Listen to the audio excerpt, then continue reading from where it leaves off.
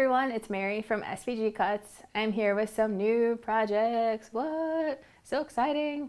I finally have the vintage truck all done and designed. I made it exactly how I wanted it to look, and I'm very happy with the way that it came out. The fenders are nice and curved without being too curvy. I really had to think about how I wanted that to work. And the tires and everything, they don't spin, but other than that, it's a pretty functional little truck as far as decor goes. So I hope you have a blast making it, and I hope someone makes it in some different colors, maybe put something cool in the back. I can't wait to see. So I hope you love it. I'm really excited that it's finally here, so yay. Next, I'm sorry, I feel like I'm coming down with something. I don't know what happened, but all of a sudden last night I was like, oh Lord have mercy. So next I have the this Geo Pumpkin, which can be a cute little decor thing amongst some fall decor. Maybe you have some stuff in your shelf or something. You can feed some lights into it. I made it again in green, and I put some green blingy enamel dots on top to make it look like a warty pumpkin. And these lights I just fed in through the side, and then when I put it on display I just kind of hide the batteries behind some leaves or something. And I really like the way that looks when it's with some other pumpkins and other fall decor. I think it looks really cute. And I've also got my leaf banner here, which is getting a little scrunched up in my hands right now, but just so you can get an idea of how big it is in real life. So this is it. I just think it would look really cute wherever you hang it. You can make 3 of them, just 1 of them, 5 of them, however many you want to make and display somewhere, maybe at work or somewhere at home, whatever, all the same color or different colors. You'll have to show us a picture of how you do yours if you make them. So before I move on, something very cool about the truck and the leaf banner is that in the PDF I came up with, as usual, I always have this in your download. It shows you the pictures of the projects with some extra information and yada yada. But then for the truck and for the leaf banner, I made additional diagrams that show you how things are folded, how they're laid out too for the truck, what everything is, so that before you get started, you can really be like, okay, these are the pieces that are for that. So thanks for your feedback. I always love your feedback. Somebody had said they were a little confused about where things go for Magnolia Manor. And I think it worked out okay, but somebody had said I would like to see a little bit more detail, maybe written down about like where should I lay everything out before I get started watching the video on YouTube. So thanks for the feedback, you guys. I always love getting it, and I take it to heart. So what else?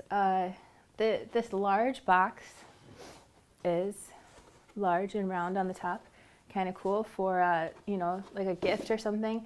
I made it a second time with a different look. It says there's always something to be grateful for, and you can put some kind of little fun surprise inside there and make it for somebody for whatever you may have in mind. But the thing is, it doesn't have to be for fall. Clearly it could be anything. You can cut this rectangle with your machine, or it's just a 4x6, so you could even use a photo.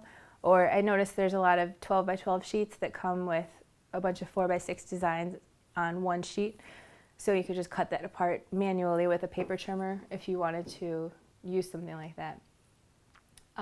What else? The paper that I used this time was by Cartabella. For these projects I used the new fall break paper. And I'm trying to hold it together. I'm not feeling so great. I'm going to need to sit on the sofa for a while for me. Not a good way to start the fall. I think this is like the first day of fall, and I'm just going in with a cold. It's not good. Anyway, then when I made my second round of projects here in just a minute, I used the, what's it called? Hello Fall paper by Cartabella from last year. So both of them, love both of them, especially this new one. This is the last year's one. So if you want any more details on any of the supplies that I use, just check out the product page for these projects on our website at svgcuts.com or below this video on YouTube. Well, if you've got all your pieces cut out, that means you've got a cutting machine, which is here behind me. I've got several on display. I've got the Sizzix Eclipse 2, I've got the Silhouette Cameo, and then I've got the Cricut Explorer. Can I do this without looking? Ah, yes. And I have the Janome Artistic Edge over there too. And on my desk, you can't see it, but I've got the Cricut Maker machine. If you've cut all your pieces out and you're ready to watch the rest of this video, that means you've got a machine like this. There's a few more that I don't have on display that I haven't mentioned. So if you have more questions about that, you can visit our website for more information about which machines work with SVG files. Pretty much they all do.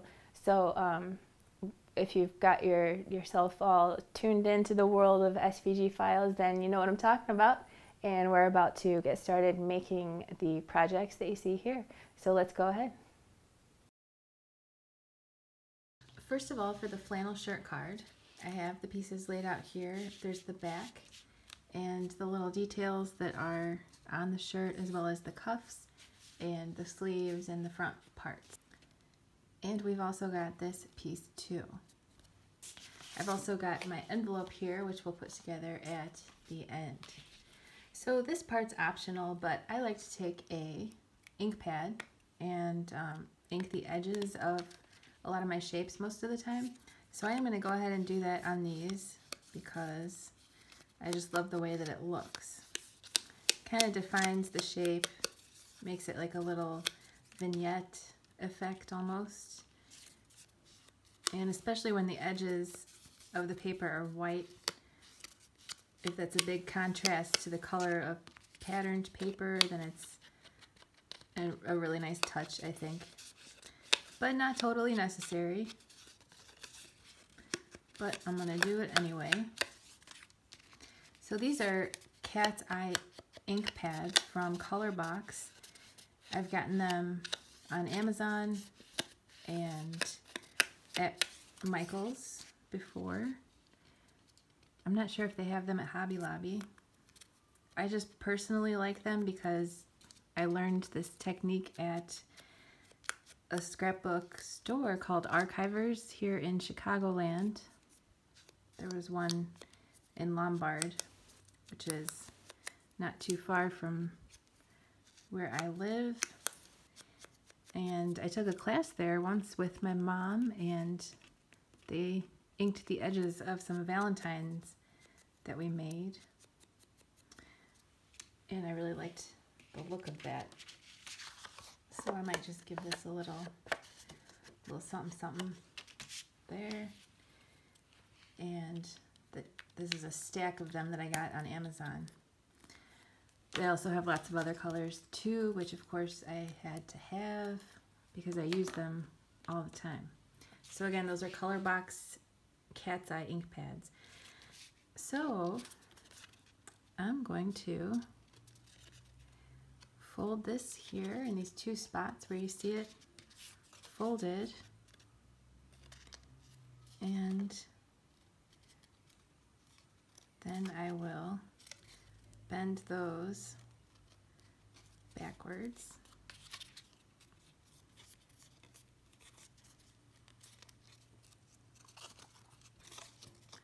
I'm also going to bend this along this score line here.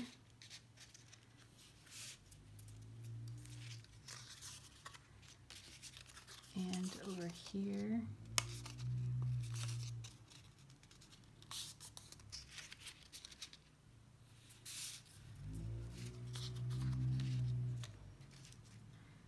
And these little guys will go right here like this. And just for example, let's say that you don't want this much contrast right here. If you want, you could darken that in as a similar color with a marker or your ink pads if you have some ink pads. I'm going to do that just like that.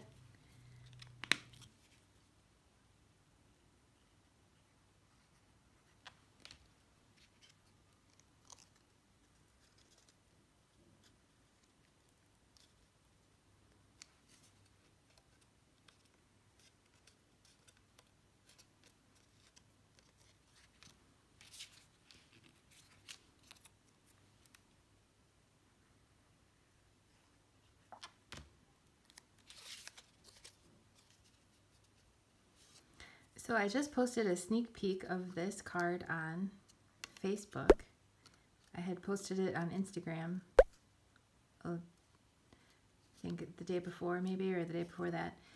And somebody said, I'm sorry, I don't remember the name right now, but I love this idea.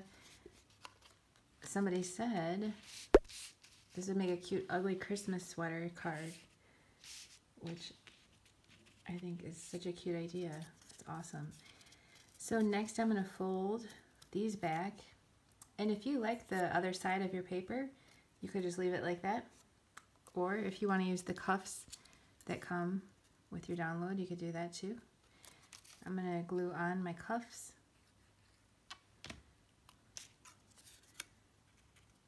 So it would be like an ugly Christmas cardigan card if you were to do that. That could be really cool.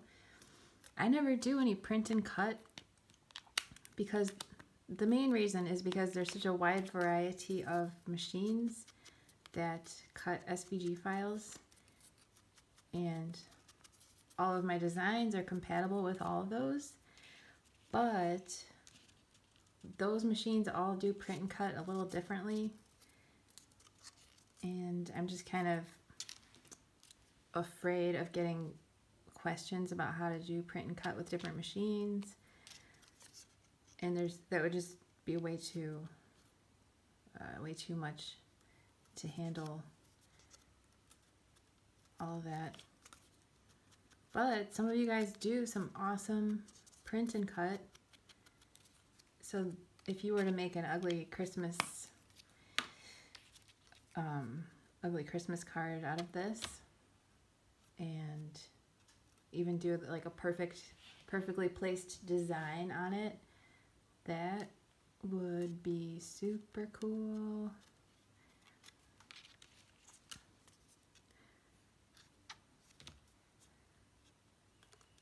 Maybe some argyle and cats or dinosaurs or something. I don't know. There's a lot of really cool looking ugly Christmas sweaters out there, which I don't have any myself. My husband got one last year at TJ Maxx. We went on a trolley tour of some Christmas lights in Naperville, Illinois, and with some friends. It was fun. But he got a very obnoxious reindeer sweater with a hoodie attached that had little antlers and ears on it. I couldn't believe he was up for it. He was the one that wanted to get it. It was super cute. So, as you can see, I glued my sleeves on. And now this is pretty straightforward here. I'm just gonna, first I will glue this on the back.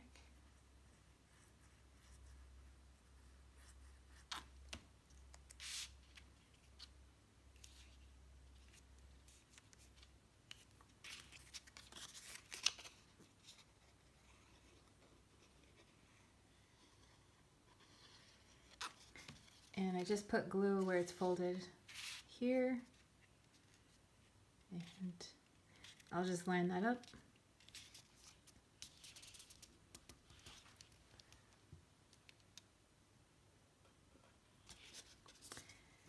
And I'll do the same thing on the other side.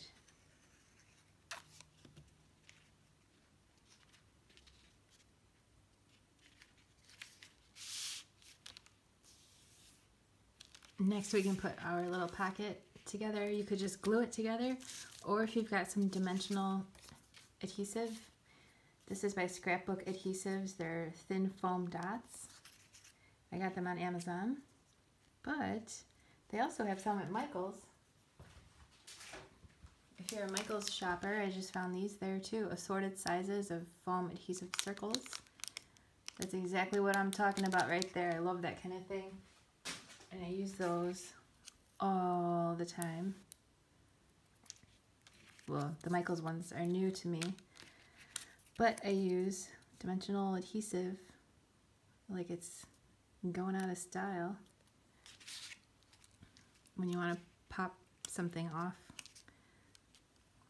Make it dimensional. So I put this right here. Now you can go ahead and also put this piece right in the center in the back, just like so. And if you wanted to stamp or write something in here, you could do that. I also got out my little bling here. I've got some red pearls, and I picked a color that's pretty close to the color of my patterned paper so that it kind of blends in a little bit. But that's just a personal choice. You can certainly do whatever you would like with that. So I'm gonna just make it easy, and last time I only did 5. I'm gonna do 5 again. So it's kind of easy to just do it, put these 2, 1 in the middle and then 2 more in the middle as far as spacing goes, as well as up here. So there's that card. I hope you have a fun time making it. I want to see pictures of yours, especially if you, well, I always want to see pictures of yours. I've been so backed up with emails and commenting on Facebook lately, but I love, love, love when you post your projects. I'm especially excited to see this maybe with a Christmas theme, but no matter what theme you do, definitely love seeing it. So I'm going to get out my bone folder for this just because I feel like it. It's not necessary, but if you're not familiar with the bone folder, it helps crease when you're folding. So I will do that, and then it goes like this. So these 2 are the sides. The bottom and the top are like this. So the smaller one's the bottom, this big one's the top. And you can just put a thin line of glue here and here, as well as here and here is a good spot, and glue that together. If you want to ink the edge, you could. And you want to make sure it's not glued shut. Then you can put your card inside and close it up. Next, for the Geo Pumpkin, I've got all the pieces laid out here. There are 5 shapes that look like this. They're identical. Then these 2 are also identical. There's this one, and then there's the stem.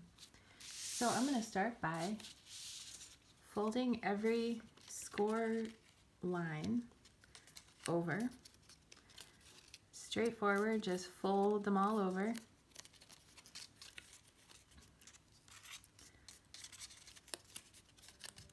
And then we'll go ahead and do the same thing for the other 4 pieces.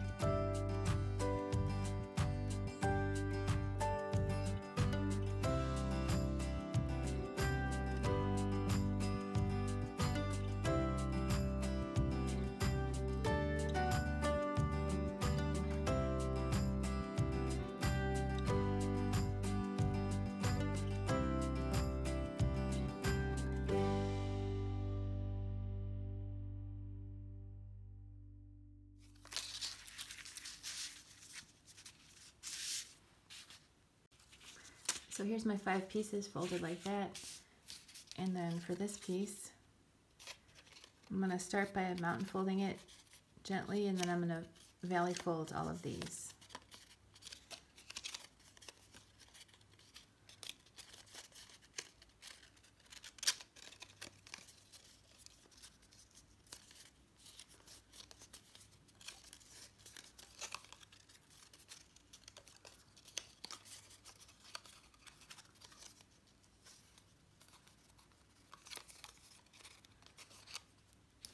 We can go ahead and glue this.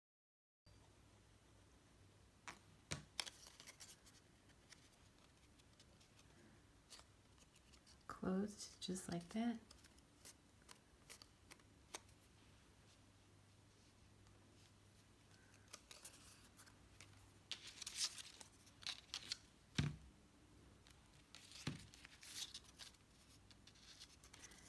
Then I'm going to just fold all of the scored areas on this shape like so.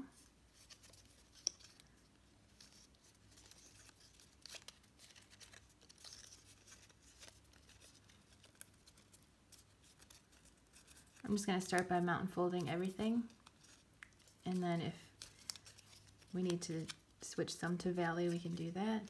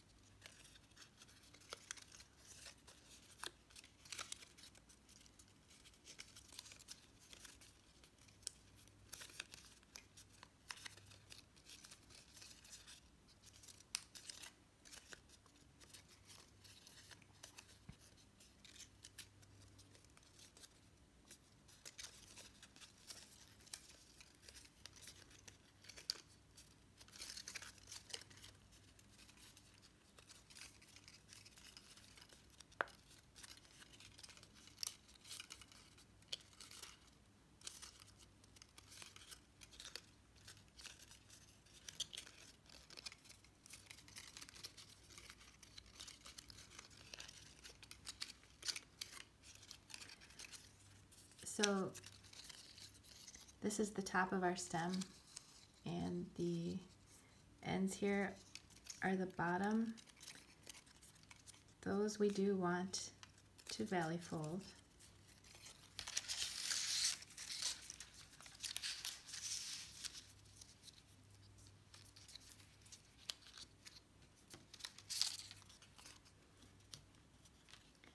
And then we can start gluing it together,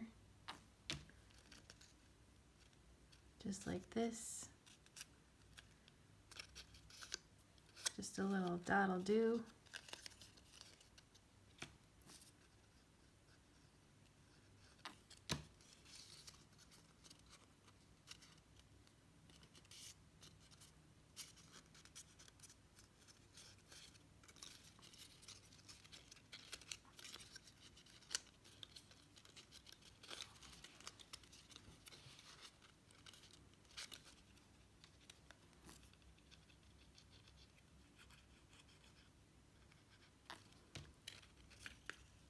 This might need to go valley.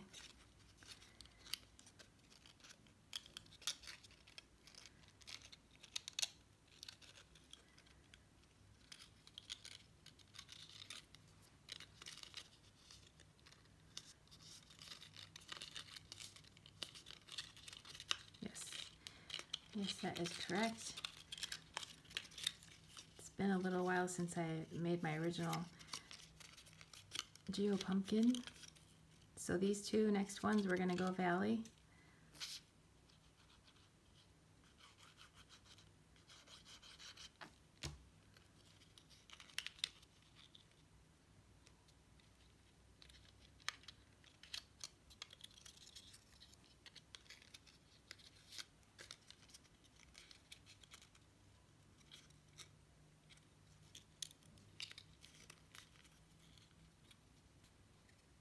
So, pretty easy peasy. Then this next top one can go valley, as well as the next one. So this will go like this.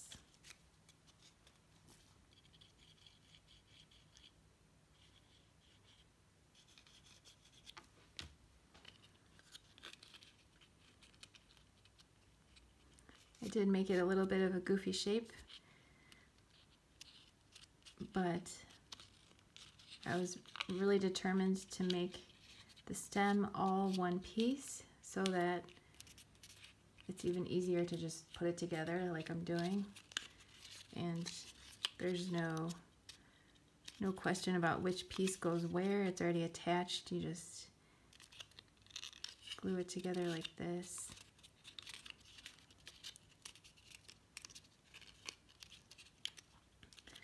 So the remaining 4 tabs here can get glued.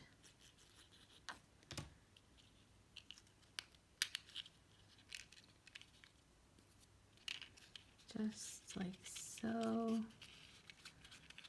It's getting a little tricky to get in there. If you need to get a pencil out or something to help you get up on the inside there, that works.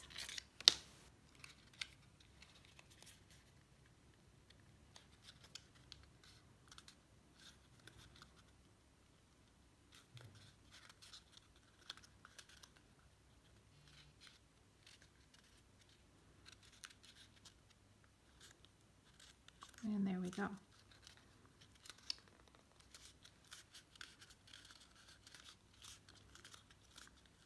Yay for pumpkin stems and fall projects. So now this looks like it's not an even pentagon, but if you squeeze it a little bit, it is. And that's gonna go right inside the top here, like this. Super cute. So let's go ahead and do that. I'm going to actually do them one at a time because since it's a twisted shape, it might not be the easiest thing to do them all at once, but probably could be done.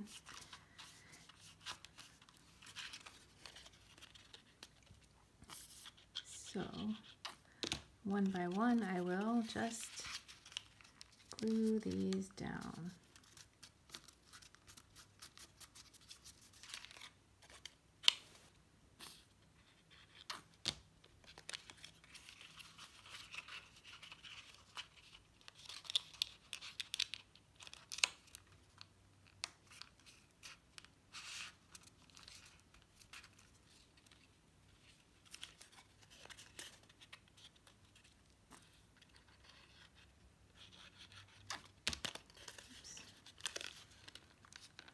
Sneak a twofer in there.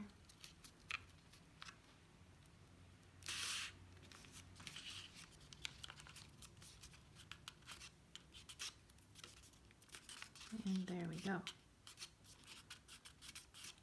Super duper cute. So if you wanted to ink the edges of your stem, you could. I think I'm going to leave mine since it's kind of like a modern looking thing, but that would be cool too. So now we can put these 5 pieces all together, and one of these is going to go on the very bottom and then one is going to go on the inside bottom.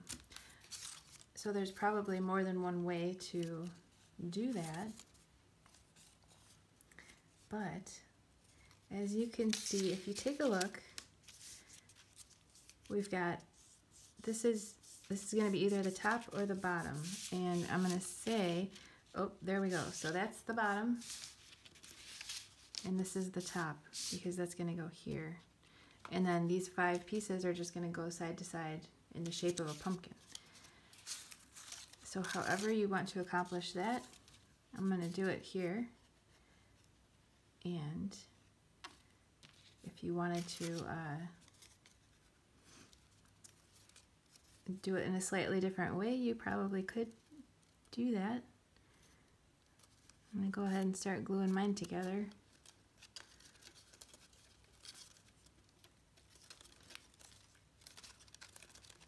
So the bottom of this one is right next to the bottom of that one, and that pattern will continue as we go along. So I'm going to work my way up the seam. It's a little different than a traditional paper project, but I wanted it to be pretty straightforward, even though it's got a lot of shapes that are meeting up.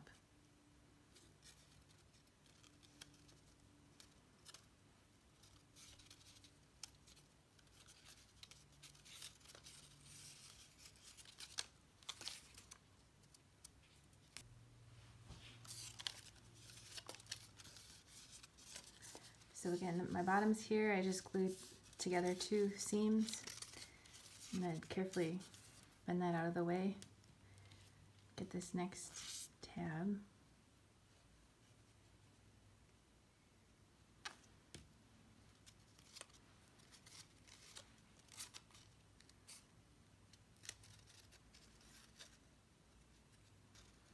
So what I'm doing is, once it starts to take hold a little bit, enough to let go of it, when it's positioned right, then you can flip it over and use your work surface to press down evenly. And if there's any glue sticking out, you could use your fingernail or some kind of little tool that you might have laying around if you wanted to wipe off some extra glue. I do that pretty much on a regular basis.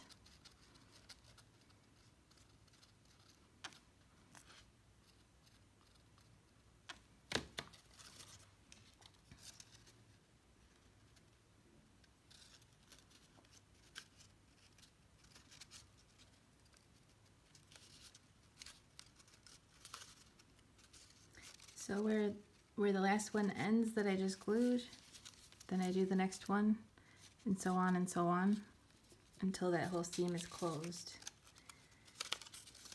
So if you look at the big picture, it might be a little crazy looking, but when you do one step at a time, it's all good, which it's a nice motto for life. I should remember that when I get stressed out.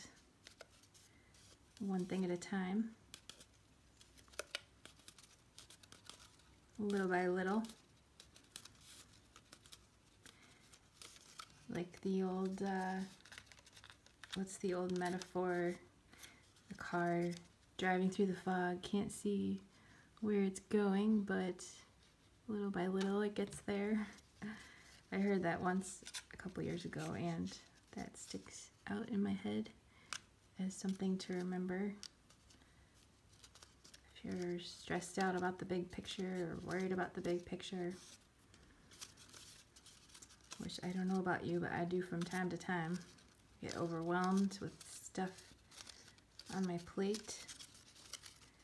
But that's a good problem to have in my world with ideas.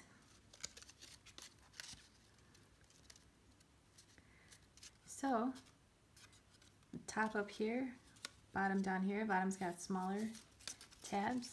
I'm going to take another one of these identical pieces. I'm on number 3 here out of 5, and here's the bottom because it's the same as the bottom next to it. I'm going to do the same exact thing that I just did. So, if you want to pause this and go ahead and do that until you get to closing up the seam. I'm going to do all of mine here until we get to closing up the final seam, even though it goes together the same way, but we'll do that together too. So here is my pumpkin so far. My 5 sides are glued together except for that final seam, which is going to go together the same way. Here's the bottom, And here's the top. I wonder what color you are making yours in. I thought green would be kind of cool, and as I was doing this just now, I thought how cool to put some little green, various green bling all over it so it looks like a warty green pumpkin. I am definitely going to do that as soon as I'm done.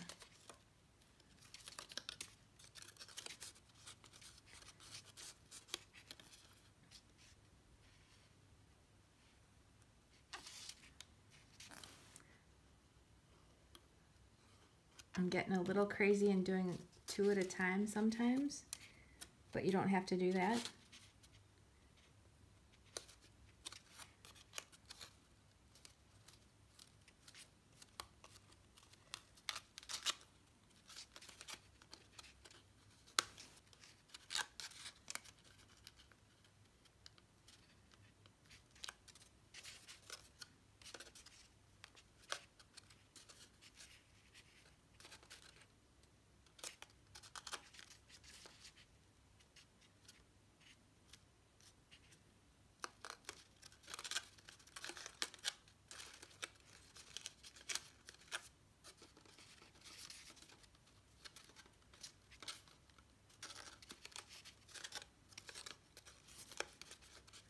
Occasionally I'm carefully bending a piece out of the way, just gently.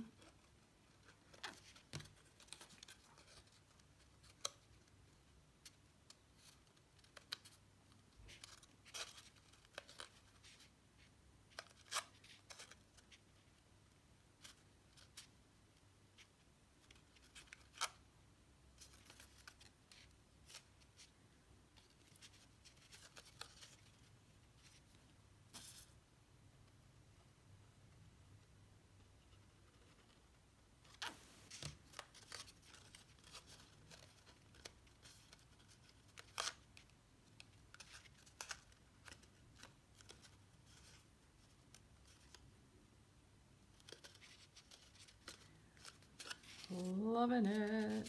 That is super cool. So now I'm going to carefully bend these out of the way a little bit. I'm going to glue this inside like so. I mean, you could really do it however you want, from the top or like this. I'm going to do it from the bottom so I can get more precise.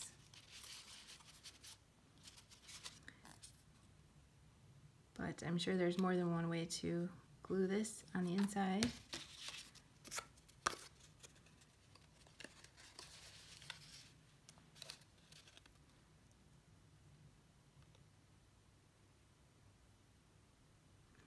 So I'm just very carefully lining up the corners with the corners.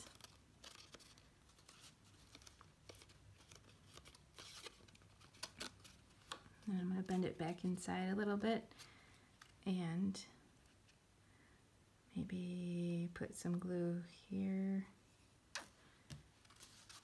next.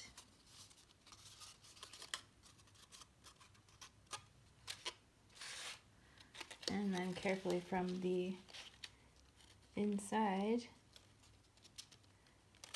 I got a visual on the other corner from up here. I think I lined it up pretty well. Yes, I did. Yippee. And now, I don't see why I can't do the other 3 at once.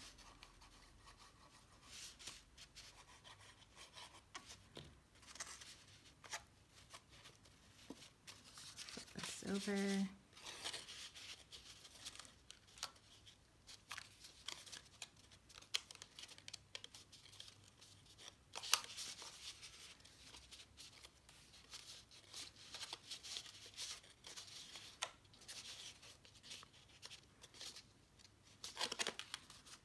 So there we go, nice. And finish it off with this piece And then I'll press down again from the inside.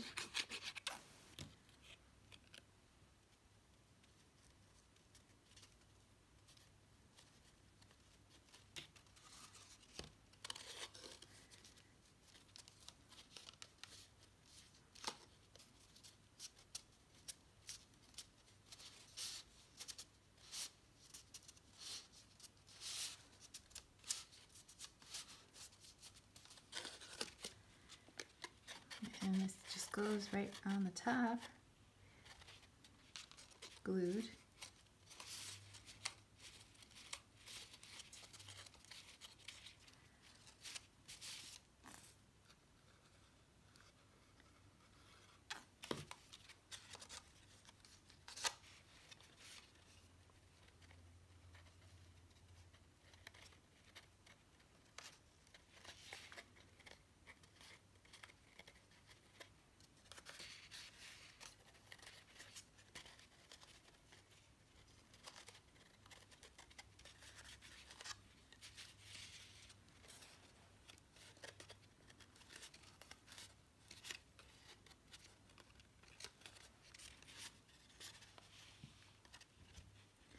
Next, I'm going to put glue on the rest of these.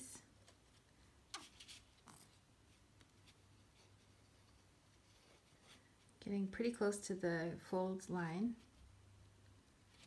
But worst case scenario, if you get glue that comes out, you can always scrape it off. I like to use a straight pen or a needle if you have one handy, whatever.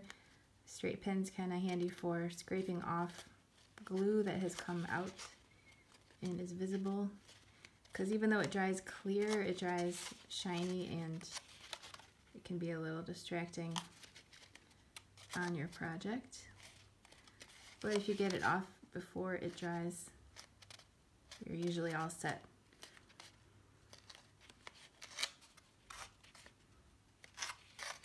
So I'm going to get those corners without bending my project.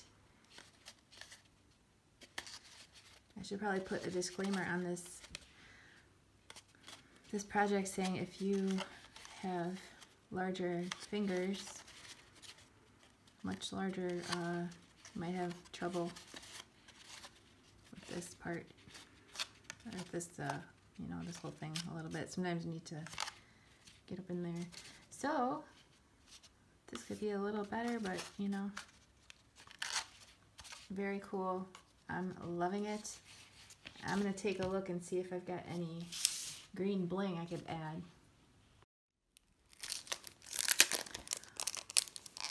Whew, man, I just dug through all my fun stuff, and I do have some dark green dots, so that's exciting.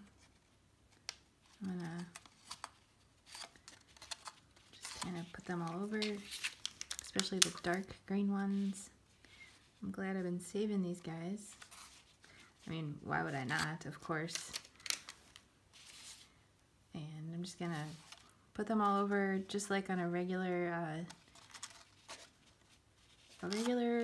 warty green pumpkin, because who doesn't love a nice warty green pumpkin? I think usually a lot of the warts are kind of like more on the top, so I'm going to do that. And it's cool when orange ones are too, you know, if you feel like that for yours.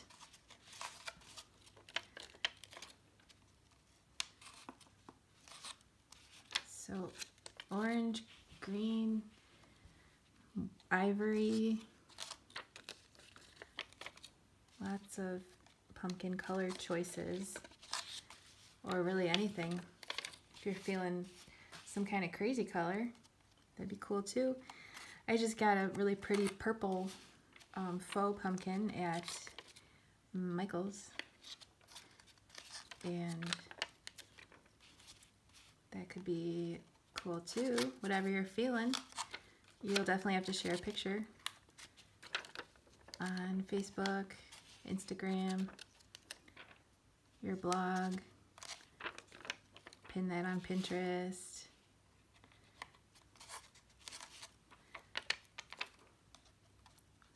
I can see, and everybody else too.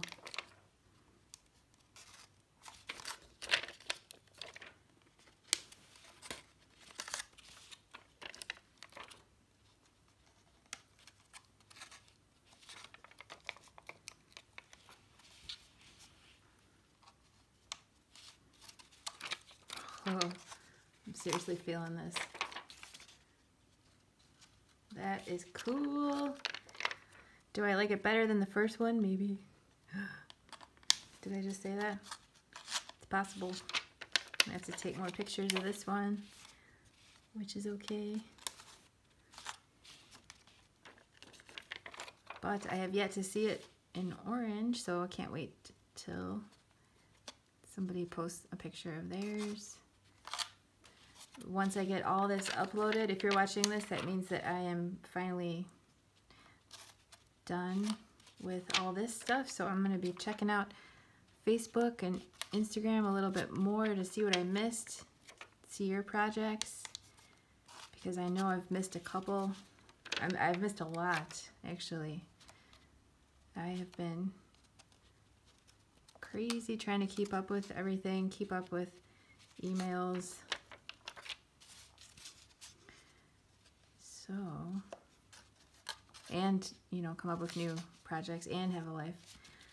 So, if you want to also do what I did before, I have these lights from Michaels. They're just the plain ones. And I put those inside. I just fed it through, and then I hid the battery pack. I also was just at Michaels and I saw, these are the same except they are amber, which I would love to see in there. This is actually for a giveaway, so I'm not going to open it, even though I would love to.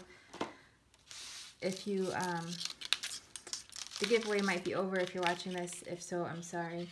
But if you're watching this within the first day or two of it being posted on YouTube, then you might still have time to check out our giveaway, which will be advertised on Facebook. I've got some awesome craft supplies that I'm giving away, and also a Cricut Explore Air 2, the mint one, I think. So there we go. That's cute.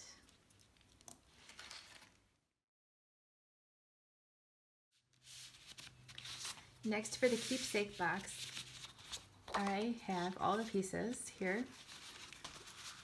First, I'm going to show you the bottom of the box, and then I'm going to put that to the side. So that's made up of the 4 sides here. 2 short, 2 long, a liner, and then a rectangle. That's the bottom. First, we'll do the top, which is made up of these pieces in the middle. That looks so cute. I love this. And this, you can cut this by hand if you want to. It's exactly 4 by 6. So if you have one of those sheets of paper that features, you know, 6 designs like this on one sheet, and you want to just slice it up, I've seen that quite a bit in paper collections. So you could do that. And then we've got these 4 pieces, and then we've got these 4. So again, 2 short, 2 long, 2 short, 2 long, and then this nice center design. So these skinnier ones are going to be framing this, and then that will be framed by this to create the lid. So let's start by, might as well do a little bit of inking if you want to. I'm probably just going to ink this thing here and this.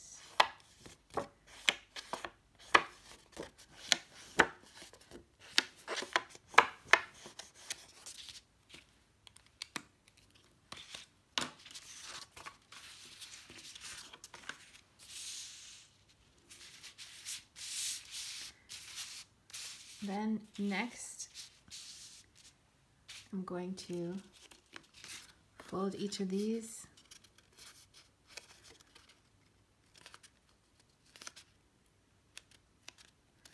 This has a very small little tab there on both sides.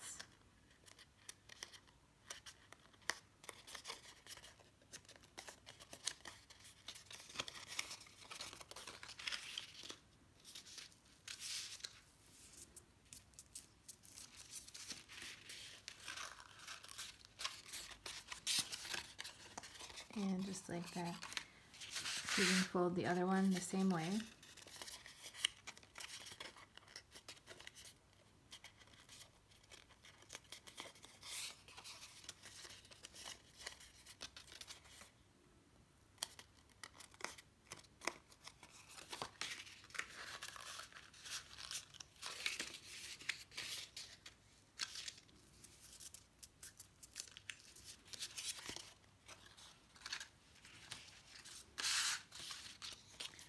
And then the two longer ones go like this.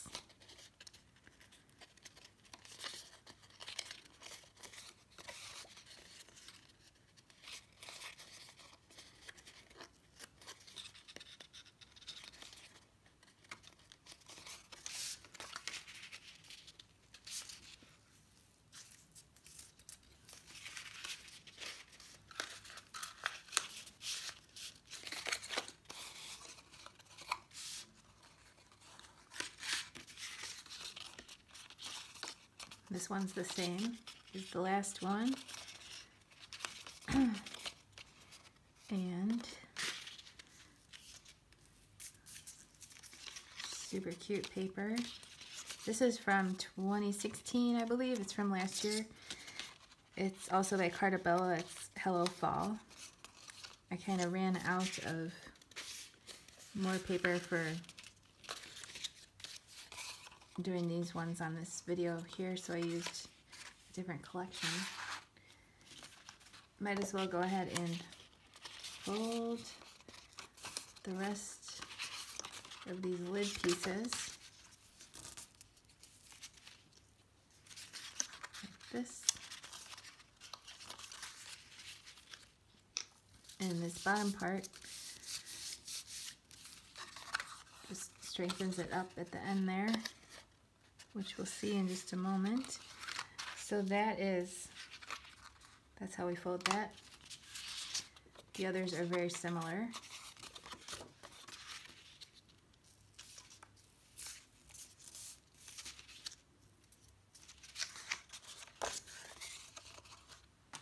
That was the long one. It's only got 3 tabs on the top of it.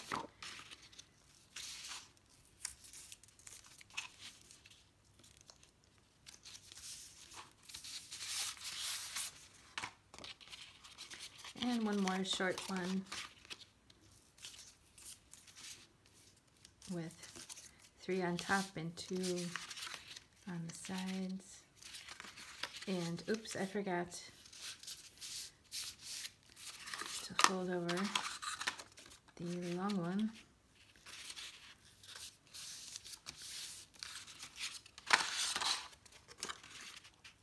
Just like this. In this case, I think you don't have to, but I really want to use my bone folder for this to make it nice and straight, because that's going to be the bottom of our lid.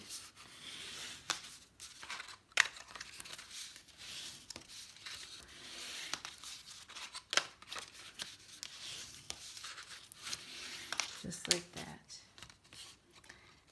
So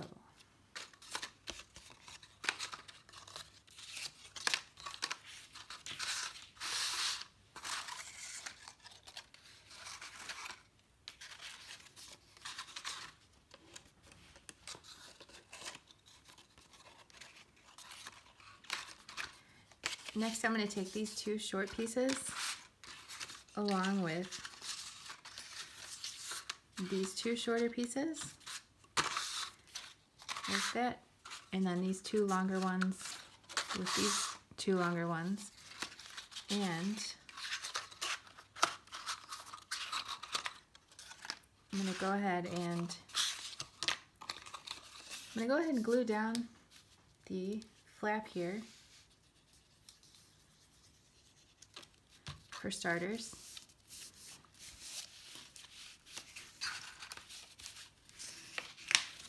this. Only on these two, which are the shorter of the four.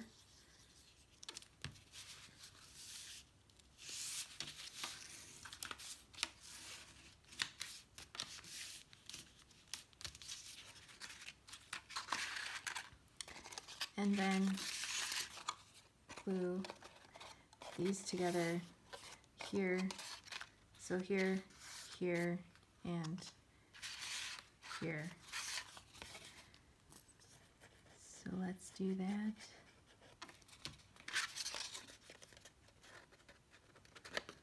Just like this.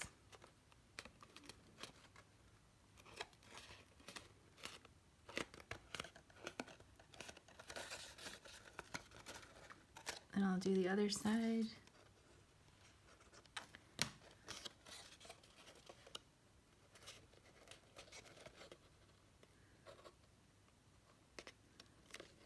Just like this.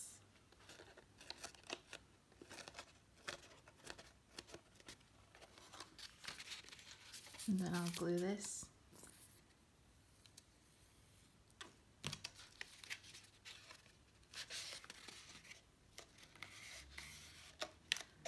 Just like so, nice and easy.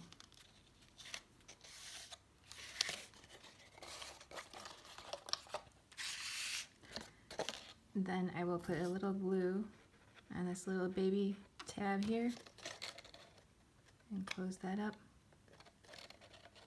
just like this.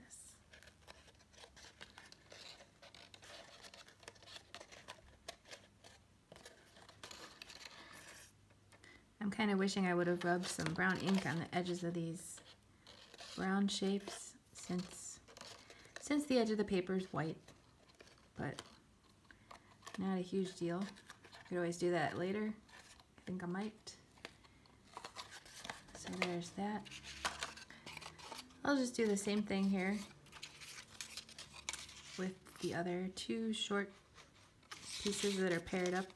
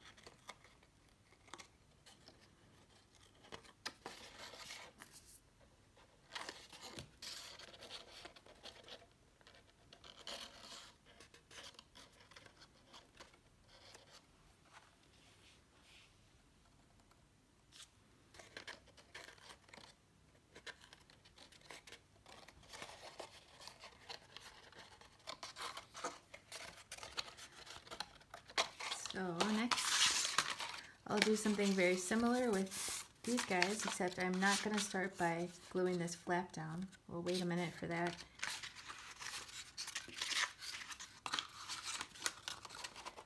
I am going to glue them here, here, again, here, there, and then there, there. So very similar to what I did before.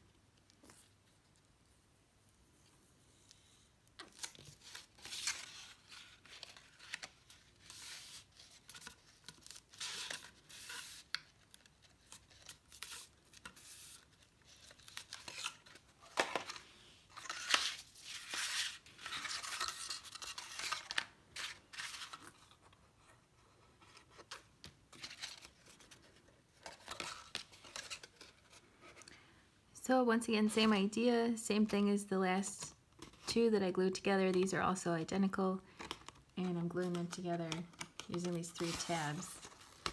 You can do it however you'd like. I just think it's kind of handy dandy to do the 2 outer ones and let that middle fall right into place, basically. Next, I'm going to glue them together long to short to long to short. So you can see where these line up here, this here, this here, this here, and these 2 here. And then this will get folded under and glued down at the end. So you can start at the top or you can start at the bottom. It's up to you. I think I'll start here.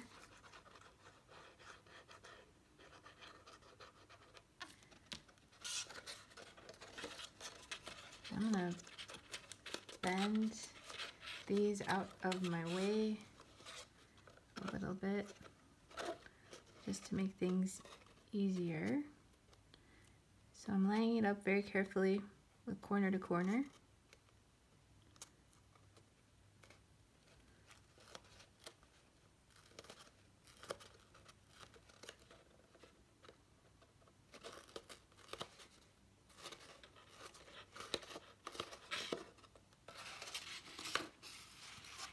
And then for the next tab, I'm going to put glue on from the inside, make my life a little easier, and glue that right here, like so.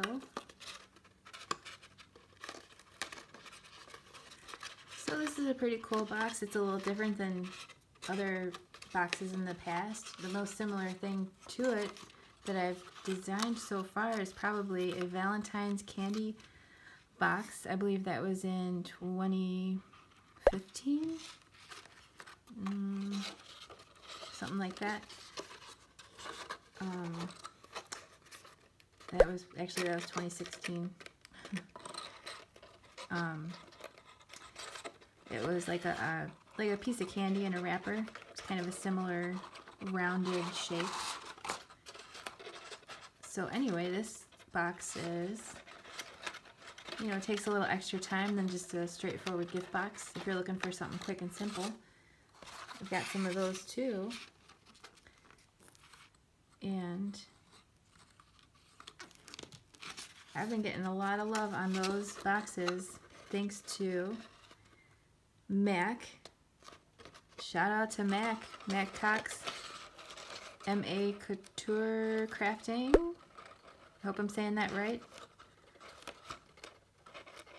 She has a nice bunch of YouTube videos and some Instagram stuff and probably more that I haven't even seen, but Mac did a little video about making one of my more straightforward gift boxes, and she had a lot of people watch and get excited about it, and that is super cool. So go Mac, woohoo! You're rocking it, girl. You the bomb. I get really excited when people are excited about this kind of stuff too, which a lot of you guys are, which I love. Thank you so much for being into it and putting your own spin on stuff. I love that part of it more than anything, which is the fun of creativity. And how cool in this day and age with the internet that I get to see what you guys make too when you put a different spin on one of my projects. I love seeing that. Or just, you know, even if you make it the same. Usually you guys put a different spin, but I love it when you make it, even if it's the same paper or whatever, because it's never quite exactly the same. So that is awesome, and I thank you for being a fan and for shopping at SVG Cuts, because if you if you didn't, I could not be doing what I'm doing. So I always am grateful for you. Yes, you. So I guess that's part of what stresses me out, is having a hard time keeping up with some emails and some comments. It's not how I want to operate. I don't want to be too busy. But if I'm going to come up with new stuff, it's hard to, budget my time and all that.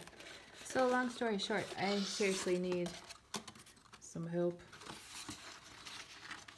Big time.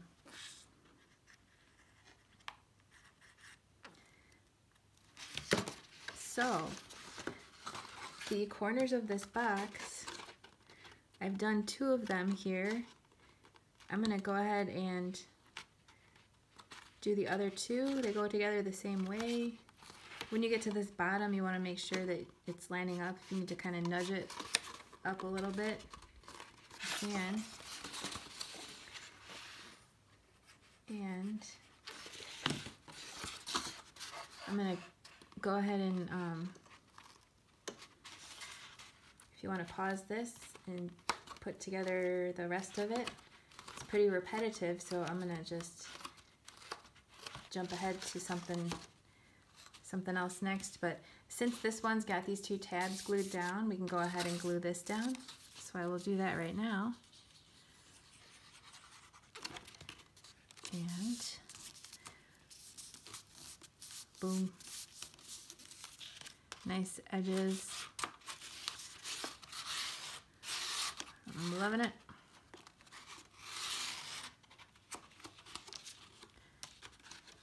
So I'm going to go ahead and do the same thing to put this 4th side on. So here is my box top. And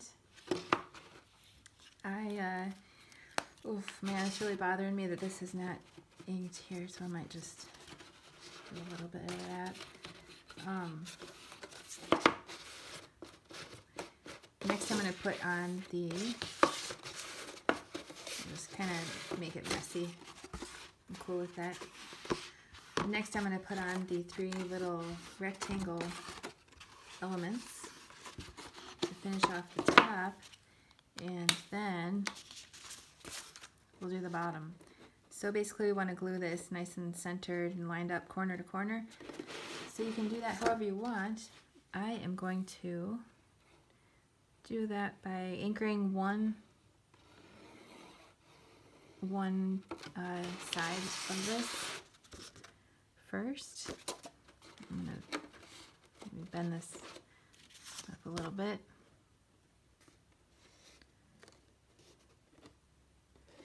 And just like so.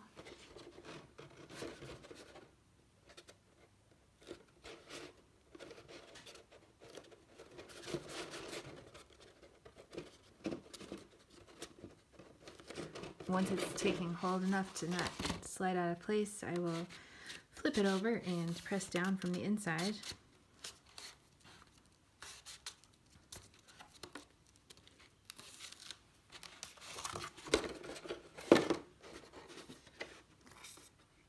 And then same here, except I will go ahead and put some glue on the other 2 also.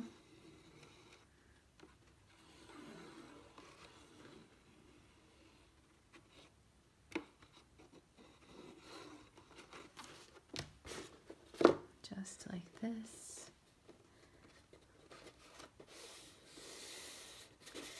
That's a nice contrast between this light patterned pumpkin paper and the dark polka dots. I'm a fan of the way that looks. Oops.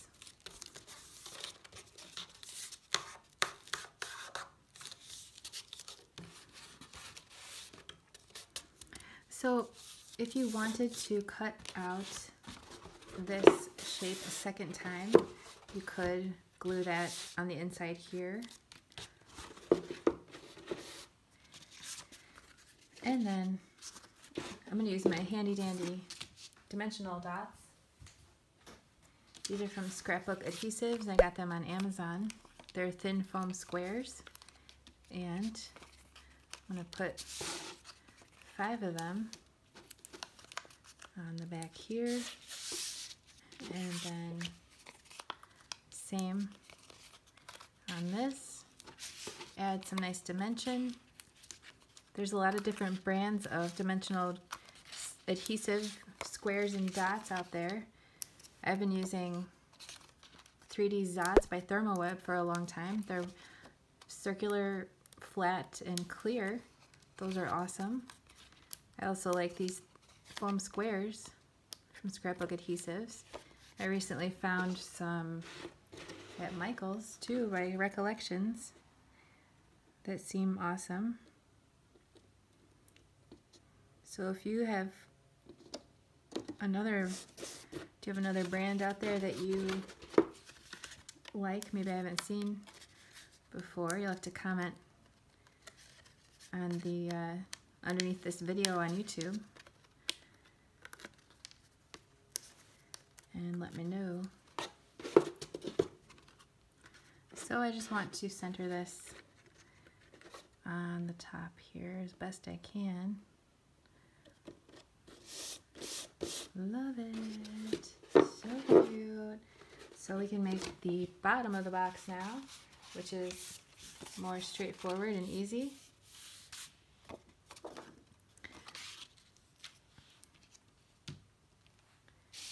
So I will start by creasing everything. You don't have to use a bone folder, but if you want to, I understand. It might be a good idea. I don't know why. Sometimes I feel like using it, sometimes I don't. Personal preference, I guess. So I'm going to fold. I mean, these sides are not really that necessary, but maybe the longer a score line is, the more I feel the urge to use a bone folder. So it's not totally necessary. I've had this one for ages. It's all craft crusty. I just got some new ones at Michael's for a giveaway. I got a Martha Stewart one. It's only $6. There's Fiskars ones. They were out of the Fiskars. So I said, lay it on me, Martha. I'm buying the bone folder, 3 of them for my prize packages. I love, love, love putting together prize packages for you guys. It is so much fun. Just cause. I took a lot of the items that I used in these projects I got for the prize packages. So you'll have to head over to Facebook if you're watching this video while it's new to see how to enter. If this video is no longer brand new and you're watching it, I'm sorry. Sorry I keep talking about the prizes. It's too late. So I've got a long piece and a short piece. I'm gluing them together side to side. And that's about it. Then I could have even folded over those rounded tabs and glued those down, which I will do right now before this gets any more put together. These are just here to strengthen your project, keep it a little bit straighter.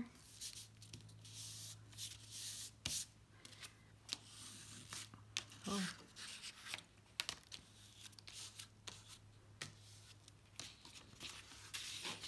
And they can all just get glued down right away because they're not covering anything up, they're just strengthening. So let's do these while they're flat.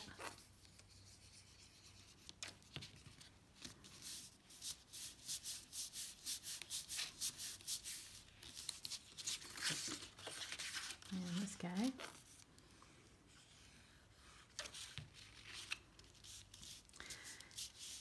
So, I went to a YouTube conference a couple weeks ago, maybe about a month ago already.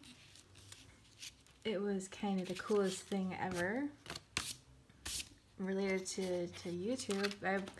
There's a lot of things I did not know about YouTube. I don't know, I've always just kind of used it for embedding videos on svgcuts.com. You know, for example, I will upload this to YouTube and then I will embed the video directly on my website on the page for these projects so that you can clearly see, oh, here's the video, and you can click on it to go see it on YouTube. But I never really went beyond that other than putting a link under the video saying, oh, hey, here's where to see this on my website, just kind of back and forth, you know. So I learned quite a bit, just nifty little things I didn't know from some hardcore experts. I was lucky enough to be invited to this private company's conference, and my mind was blown. And it's just really cool that we live in a time where, you know, for example, Mac can upload anyone. Mac's killing it. MA Couture Crafting. I may be saying that wrong, but it's really neat that anyone can just do it, you know? Make a video even with just your phone. Doesn't have to be fancy. You can tell the world about what you're doing, and other people who are interested can see. I mean, obviously it's pretty straightforward, but it is pretty darn cool. So I got to meet a couple of YouTube people. Well, actually not really meet, just see them give a presentation about what they do and their channel and how they got started and all that. I didn't do any talking, I just sat in the back going, whoa, trying to take notes, because it was really cool. Next, we're going to put this on the inside of the bottom of the box. First, let's put this in place. So I'm not going to change anything I'm doing. I just, I don't know, it just gets me kind of excited about other possibilities. If I had a little more time freed up, I would love to make more videos. Not just, here's how to make my projects, which I'm definitely still going to do. Probably really not going to change very much, but someday if I can free up a little more of my time, I would love to go on YouTube a little more often and do some interesting stuff. So, if you are watching this and you have a fun idea of something you would like to see me do on YouTube that's a little bit different than just putting together projects, you'll have to let me know. Last winter I did branch out a little bit last winter, and I did a clean my craft room with me, clean and organize my craft room with me video, which was kind of fun. I mean, parts of it were a little slow and maybe not super exciting, but you know, if you like crafty stuff, maybe you did think it was kind of cool. I was inspired by some other YouTube videos that I had seen at that time of people saying, clean my house with me and watch me like decorate for a holiday or something, which I never would have thought to do, but that was really fun to watch. So anyway, let me know if you have any cool ideas of things you think I should do, and I would love to hear. Next, we'll just put this on the inside, and might have to kind of curve it a little bit. These trucks are really cute, but I think I want to use this side of it, so This is from the Cartabella Hello Fall paper collection, which was from last fall. So that would be 2017. I think I still see it on Amazon because I just bought some of the enamel shapes to do a giveaway with. So there we go. Bottom of the box. Boom. Looking good. Ready for some stuff to go in it. Like a fun fall surprise. Or of course it doesn't have to be fall. It could be anything else. And the top just goes gently on there, and there you go.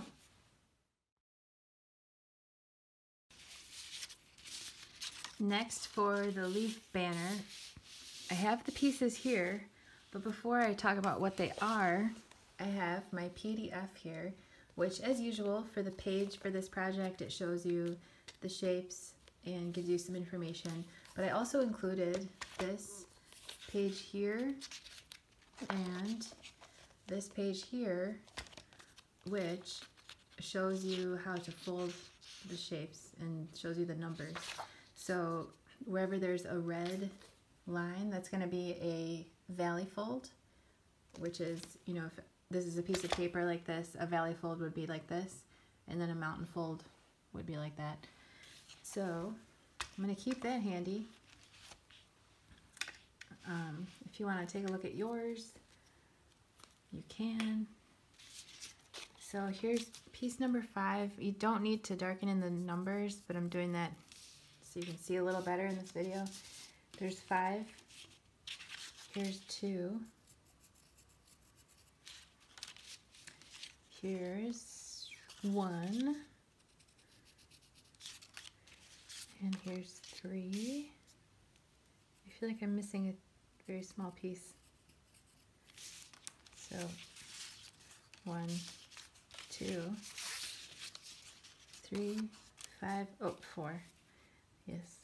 Hello, 4. And then the stem. So we'll leave that till later. So I'm going to put 3, 4, and 5 off to the side. And you can see 1 and 2. Same over there, and wherever there's a red line, you're going to valley fold it. So you can do that however you want.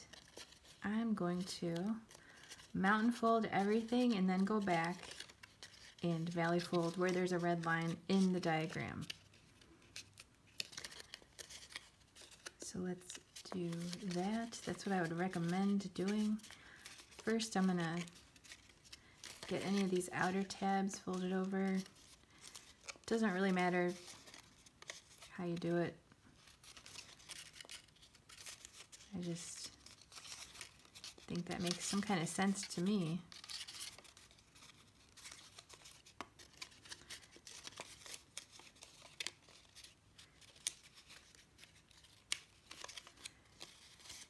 And then I'll go back and get any that I missed.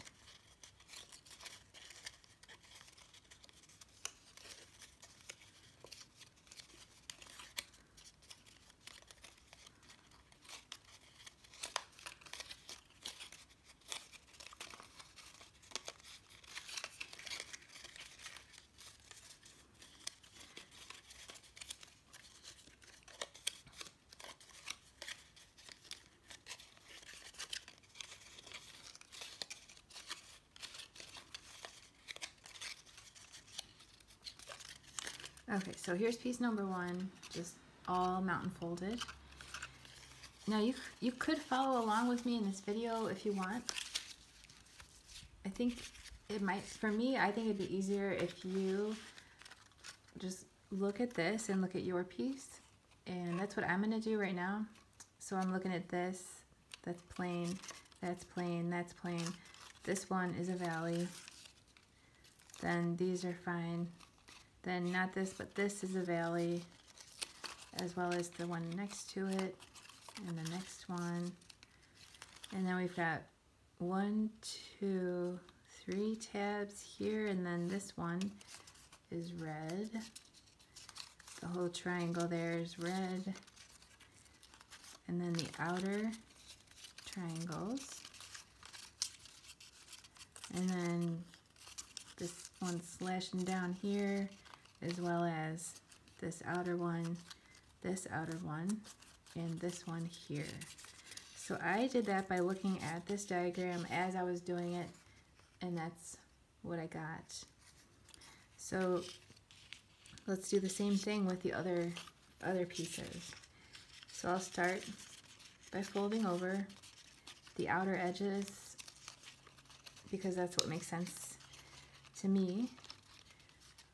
But all I'm doing is folding every single score line regularly, which is a mountain fold, including this little itty bitty cute little guy here, going around up to here, up to there.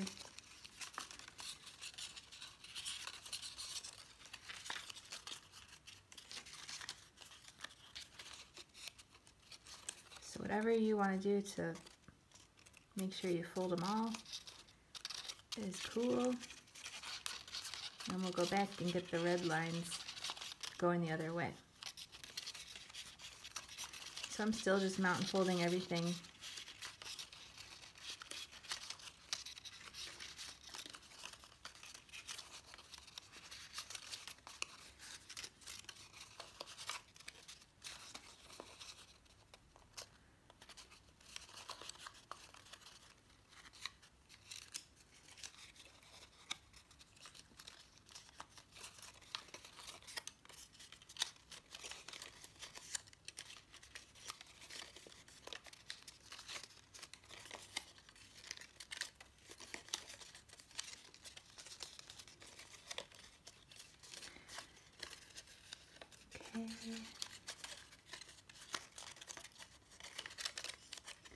So here's an off-topic question. You'll have to let me know in the comments below on this video on YouTube if you are a fan of ponds. Do you happen to have a pond in your yard? And I say off-topic because it's not paper related, but my husband's crazy for our pond, and really anyone who sees it is crazy for it. I'm crazy for it now too. When he first was talking about it, I wasn't sure what to picture, and I was wondering why he was so gung-ho about a pond. But if you have one in your yard, let me know what, if you feel like it, tell me more about it, because I bring that up because that was the YouTube conference that I went to, was related to ponds, people who install ponds for aquascape. They have a lot of contractors that have been doing a little bit more on YouTube, which is really cool. Okay, so like I did before, I've got number 2 here.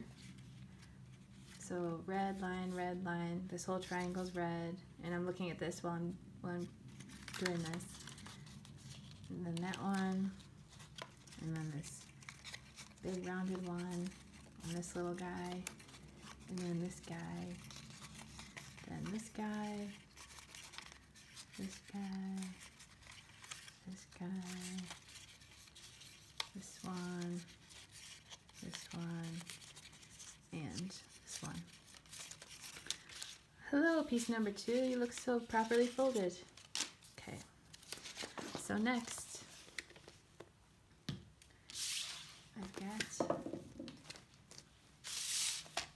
I have pieces 3, 4, and 5 here in my diagram, which I'll put right there. And I'm going to do the same thing. I'm just going to mountain fold every single score line first, and then I'll go back and valley fold where it's red. And I'm on piece number 3 right now.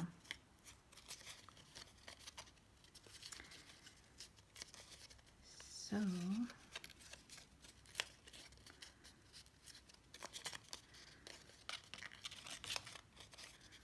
working my way around here.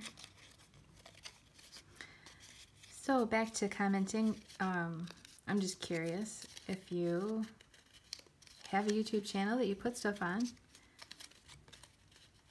Let me know in the comments below this video on YouTube so I can subscribe.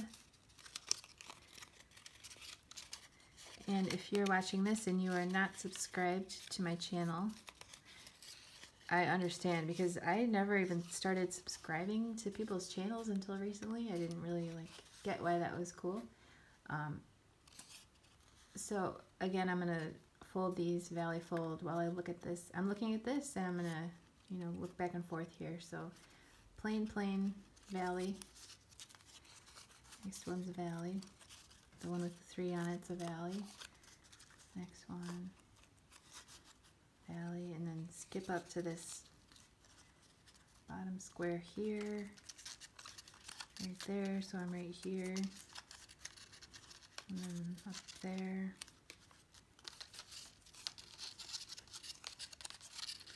So, you know, this isn't life or death if you get it correct, but it's just gonna go together the way that it's kind of meant to go together. So here's piece number 4. Plain except for that bottom here, just like that. And finally piece number 5, which we will do just like this.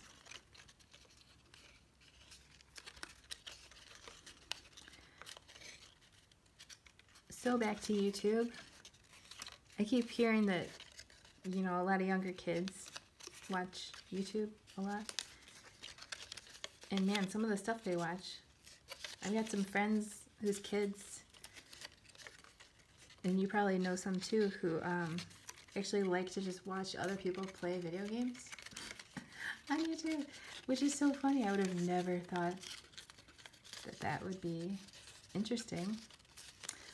But you know, when I was a kid and I had a Nintendo Game Boy, sometimes I would get these really thick books about tips for how to beat the game, especially Super Mario Land. And I guess that's kind of the same thing. I would read every little screenshot and it would be like, oh, when you get here, if you jump there, there's a secret bonus thing, or there's a secret trap door here and there. So I guess, who am I to say that's funny to watch people play video games? Because I guess it does make sense. Or watching people, man, do all kinds of stuff. That's nuts. But cool, very cool.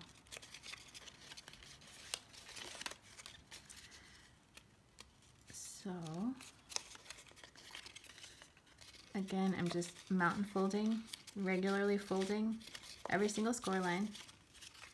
And then I'm going to go back and refer to my diagram here to reverse fold anything that's red. You know what I watch probably the most on YouTube is recipe videos. I really like, I like finding stuff online for recipes and then printing it out and hole punching it and putting it in this categorized binder that I have, so that if I like it and I want to make it again, I don't have to dig back through internet bookmarks or anything. I can just say, oh, that's in my recipe book, you know, straightforward. So I really have always been just a printed paper recipe person, but I'm starting to like when there's just a video recipe. I thought it'd be too hard to follow, but you can just pause it and play it again, and pretty darn cool. So I'm going to start with this valley fold, valley fold, valley fold,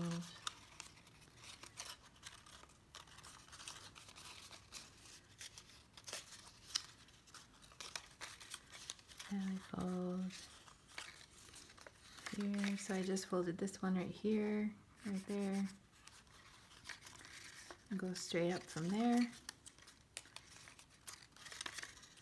Fold all of these. So my husband really likes golf, and by really likes golf, I mean like he really likes golf,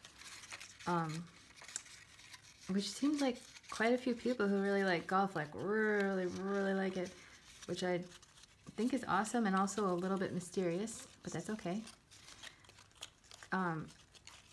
So speaking of YouTube, I found a channel called Golfholics, they are super cool. So if you like golf a lot, or you know somebody who does, you'll have to tell them to check out Golfholics.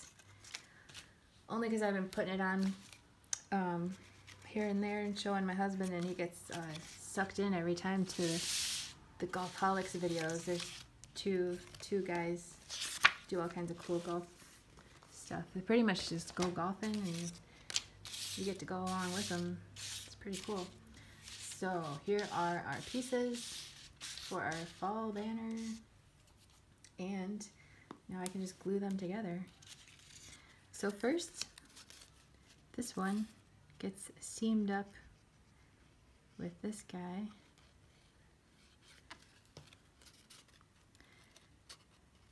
Like this.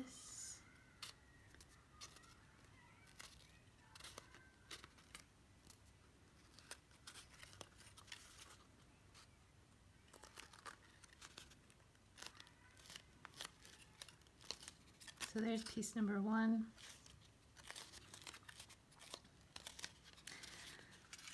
This one also gets seamed up a little bit, so this, and this, and this.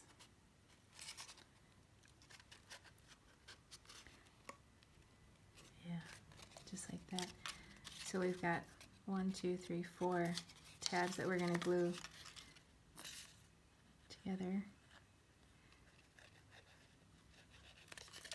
So the cool thing about subscribing, if you want to subscribe to my channel, please feel free. But I never even say that. It seems like everyone is always saying, don't forget to subscribe. And now I understand why it's cool, is because, you know, you might see something once and you liked it. And if you don't subscribe, you probably won't come across that person. Well, you might, but it's just really cool when you see more from the same creator, because, you know, it's like watching another episode of a show that you liked. And then if you tap the little bell to get notifications for your like super favorites, then you will get notified when there's a new video. So I have a handful of channels that are my super duper favorites. And I tap the bell to get notified when they have a new video, because I don't want to miss it and I enjoy watching them. So piece number 4, where are you going? Oh, right here, just like this, like that, and like this. Is that correct? It's been a little while since I first put this together, but I believe that is where piece number 4 goes. Yay, it is. So let's glue that in. Just like this.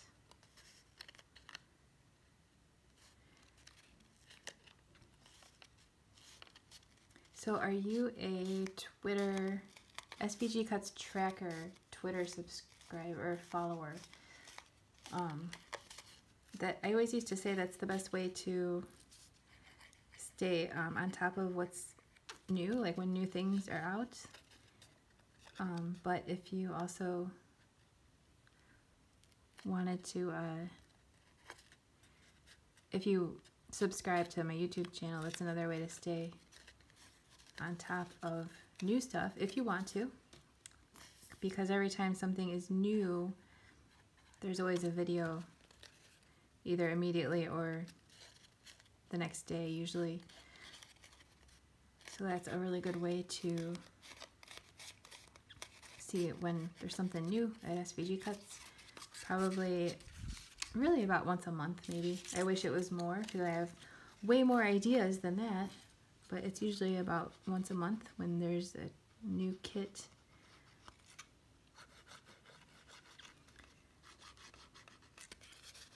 There's lots of ways to connect out there, and YouTube's kind of exciting just because of lots of cool stuff going on out there. Whatever you're into, you can find somebody probably doing that out there on YouTube.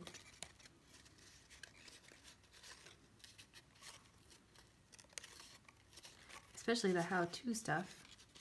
If you want to know how to do something, it's very handy, obviously. So yeah, if you have any favorite channels, let me know.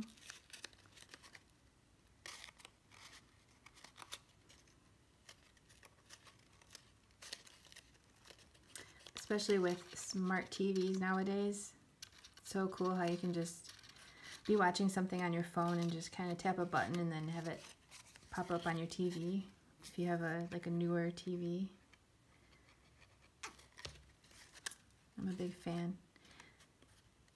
It's an easier way to show somebody else if you're, you want to show somebody what you're watching or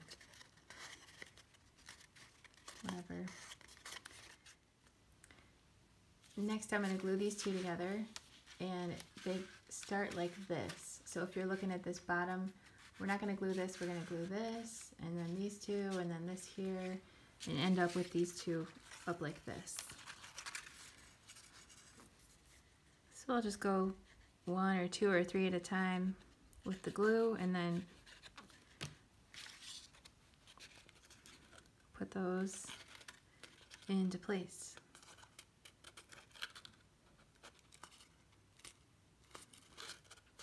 Like so.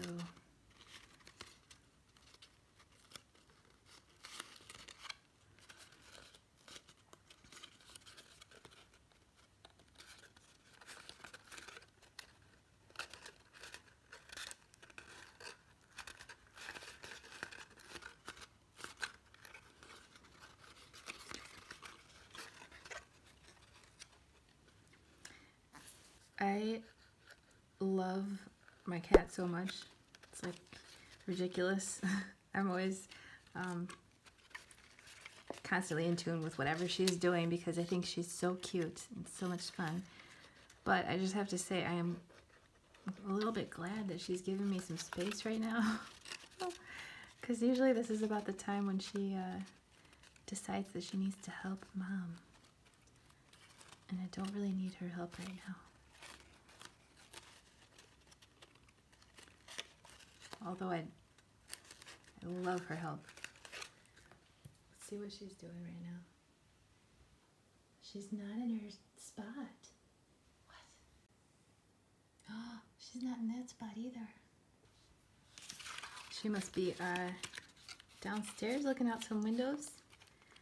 Because I finally got to close, or I finally got to turn off my air conditioning and open up some windows this past week and a half maybe.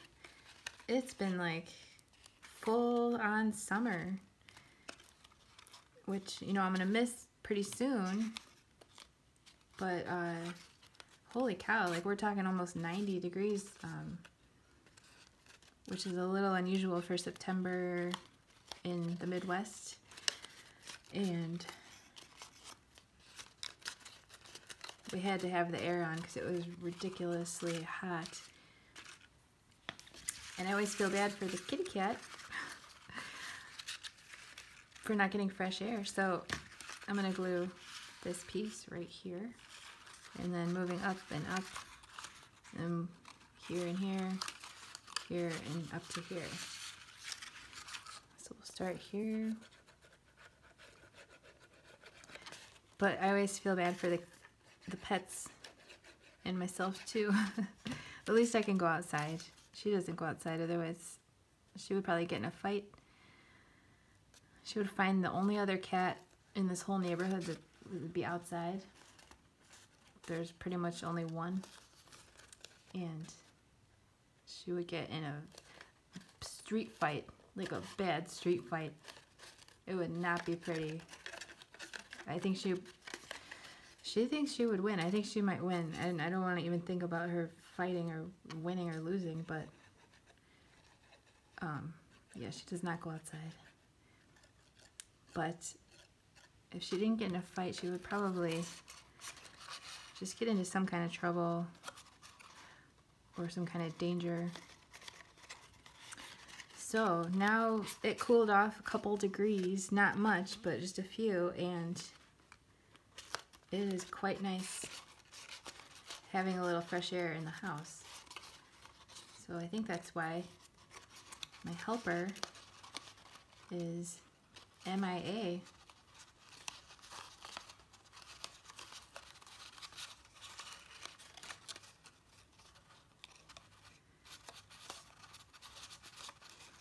There we go.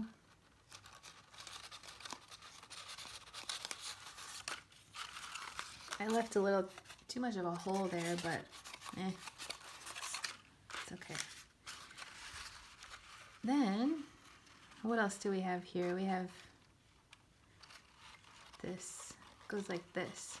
So these two, this and this, this and this, and this and that. And then we will be all set.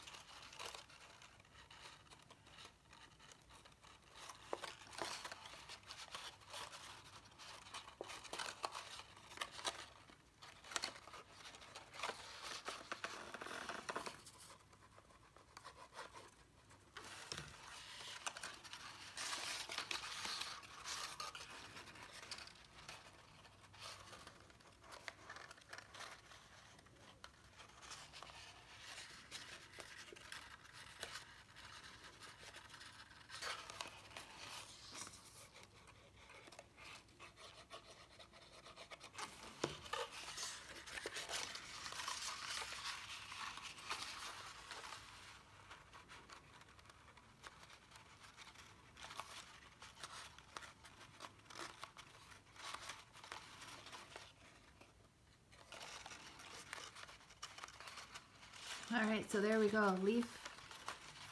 Leaf complete. And yeah, so that's it. If you want to make more of them, you can join them together using these holes. Or if you want the leaf without the holes, you can find that in this project's extras folder. I like the little larger part at the bottom there, personally, and I just put it on with a little bit of glue at the top, and boom. So I made mine in 4 other colors: turquoise, orange, yellow, and tan, brown.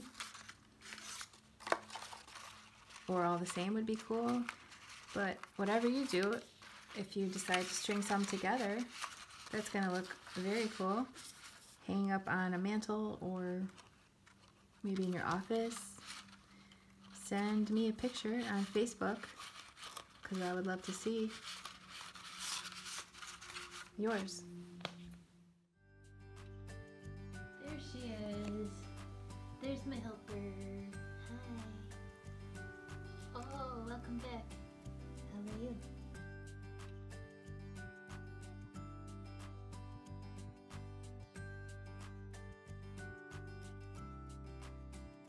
Last but not least, for the vintage truck, I have my PDF here printed out, and as usual it shows a picture and gives some info and shows the shapes, but I also included some layout diagrams for after you have cut your shapes out to show you what's what and what goes where. So this is the front right fender here, front left fender, the underside, here's the bumper and the headlights, the hood, windshield, the roof, and then the bed.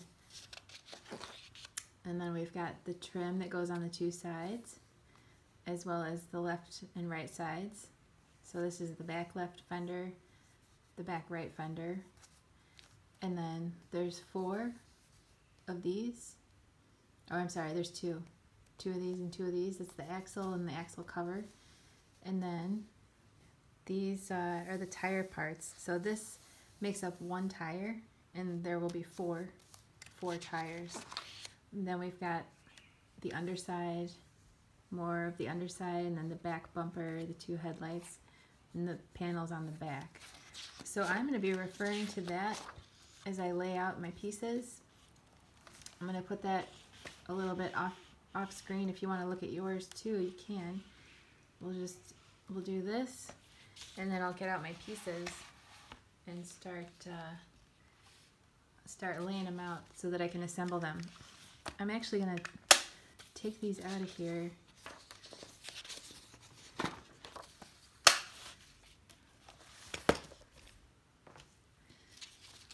So I did print them on two sides, so it's kind of tricky. So here is this piece. And then you gotta make some space and move these out of the way. I've got these long rectangles you can use to emboss for your tires. There's 4 wider and 4 narrower, so there's 8 long rectangles. Put those to the side. I've got 4 pieces like this. I'm making a pile over there with tires. These are the axle covers. I'll put that with the underside. The 2 axles.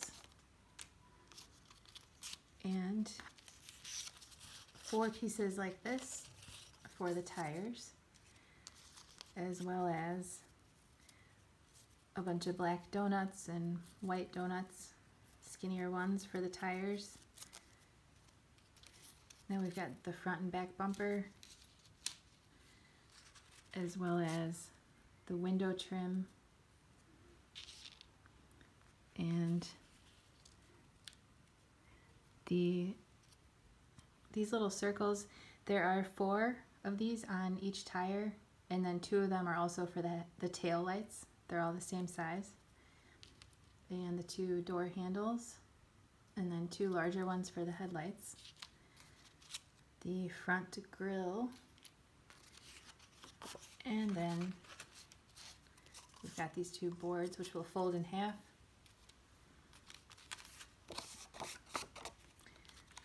Then I've got these 2, these are in the first layout diagram. Then this is a door, which is some trim. I'm going to put any fender-ish looking pieces in a pile. We'll sort those out in a minute. I've got 4 of these that go on the tires. So door trim, side, fender. This is the cab roof. Here's some more side trim. Fender-ish piece. This is the back and the underside. Another side. More fender-ish pieces. Anything that looks similar to this is a fender-ish kind of piece. And then there's 4 of these, which are part of the tires.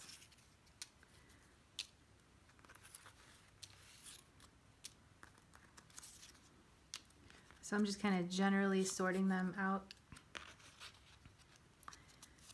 More circles for the tires, and then these 3 pieces are the back, the back panels. These 2 are some trim. More fenders, the underside, and then another door trim. So first, I'm gonna get together these pieces that are here in this first layout diagram. So I'm gonna be looking at that off camera.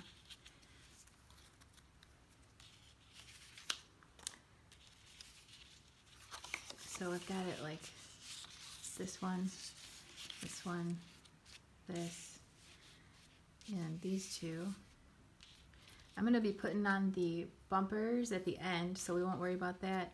And we'll put these on at the end too. So first I'm going to find the pieces that have 2 little squares cut out of them. So there's 1, 2, 3 that have 2 squares cut out. and then 1, 2, 3 that have 2 little triangles cut out. And those are going to be the front fenders, the right and the left. So I'm looking for one triangle and 2 squares. So here's a single square, here's a double square, here's a double circle,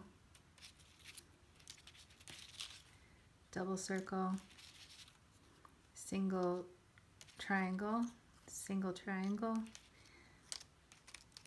double square,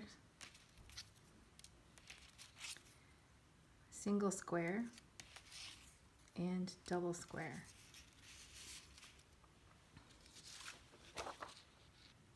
So these fender pieces, if you look closely, you can see these 2 are a little longer than these 2. And the longer ones are going to go with this double circle, single square. Later we'll put those off to the side. And here are my double square pieces, and I'm going to line them up just like this. So first I've got this piece here, which is this. Then next I've got this one. Then next this one. And then next this one with the corner down here. Then for the other side, same thing. So let's go ahead and fold these. And also in your diagram it also shows if there's a yellow line for the fold line, that means that it's a valley fold. So this is a mountain fold, just a regular fold. If I was to fold it the other way, that would be a valley fold. So as you can see here, the whole bottom of this piece is valley folded, as well as this outer tab there. So before I forget, I'll just do that. And this. And I'm just gonna get everything prepped for assembly.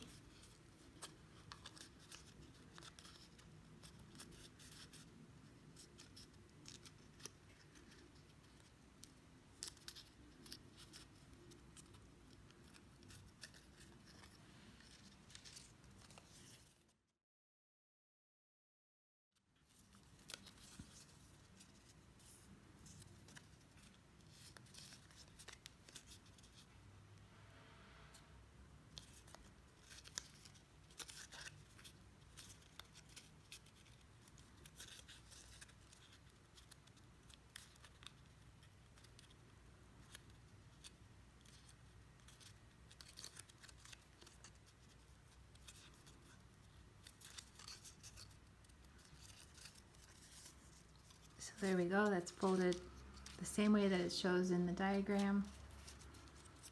And then this one just has tabs along its bottom that get folded regular mountain.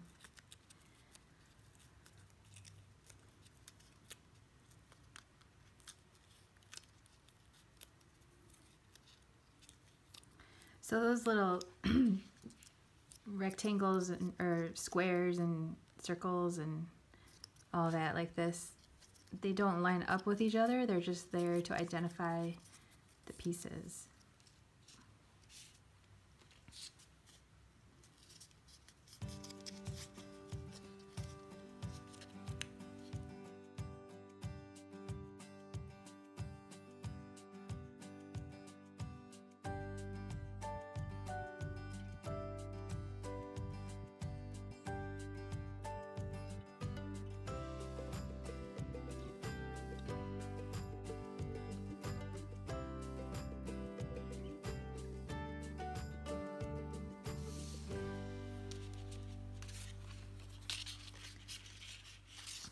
Next I'm going to fold this piece the way that it shows in the diagram, which is all mountain folds except for underneath the windshield.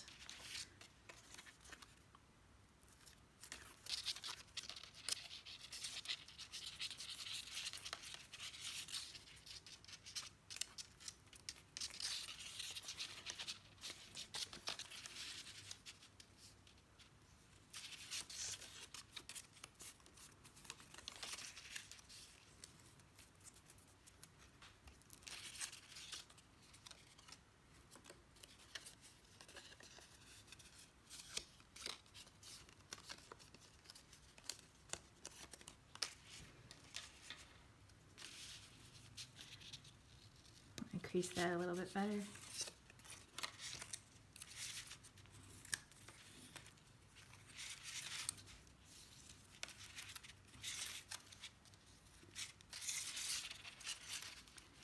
So again, this bone folder is not absolutely necessary, but sometimes for a very long fold line, it's nice to make it extra crisp.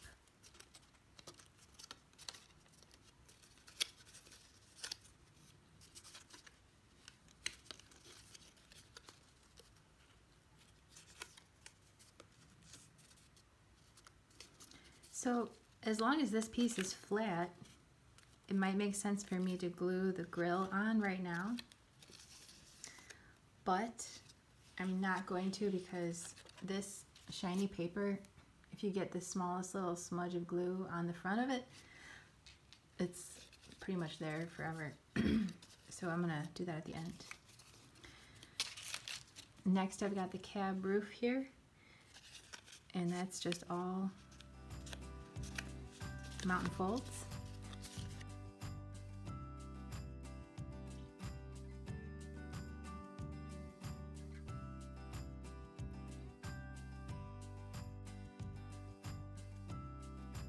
I am going to go over this with my bone folder to make it extra crisp.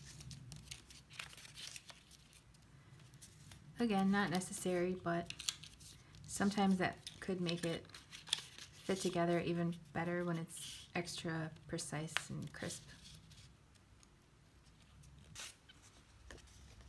Then for this bed piece, everything is a mountain except for these yellow lines here.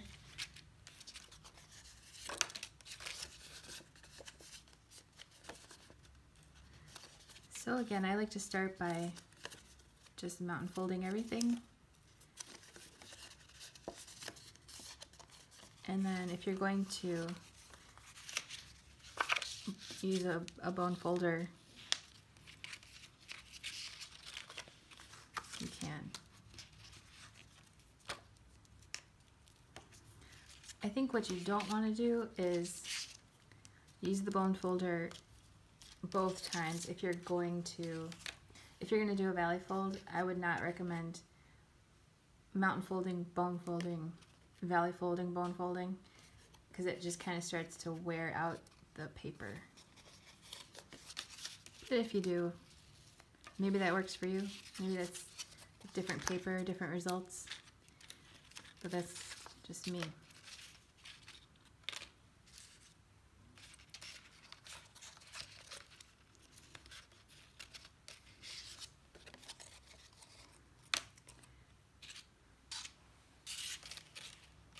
So what I will do right now is I'm going to go ahead and put this on, this windshield piece, because my shape is flat and I'll just be very careful not to get any glue on the front of this piece.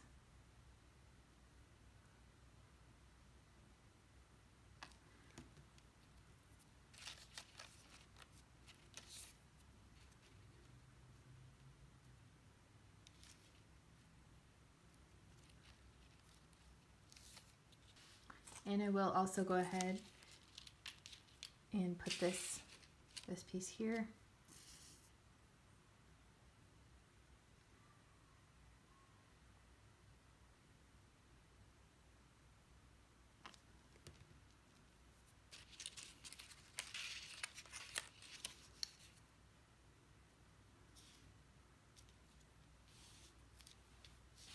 Next I'm going to gather up these pieces.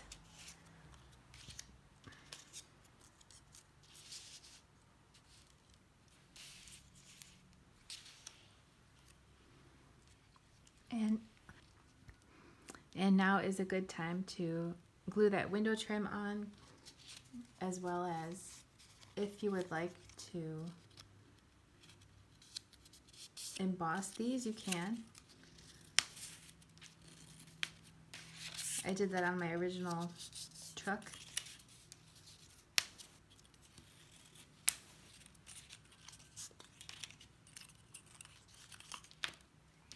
And these two should be identical. It doesn't matter which way they're going.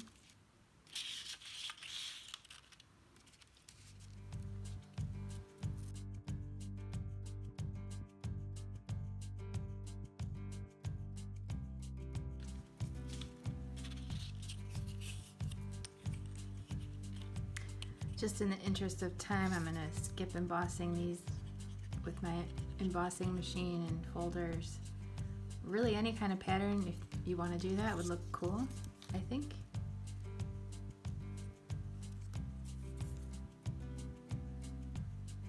I did kind of a long scallop pattern on my original project, but it's also cute just plain too, I think.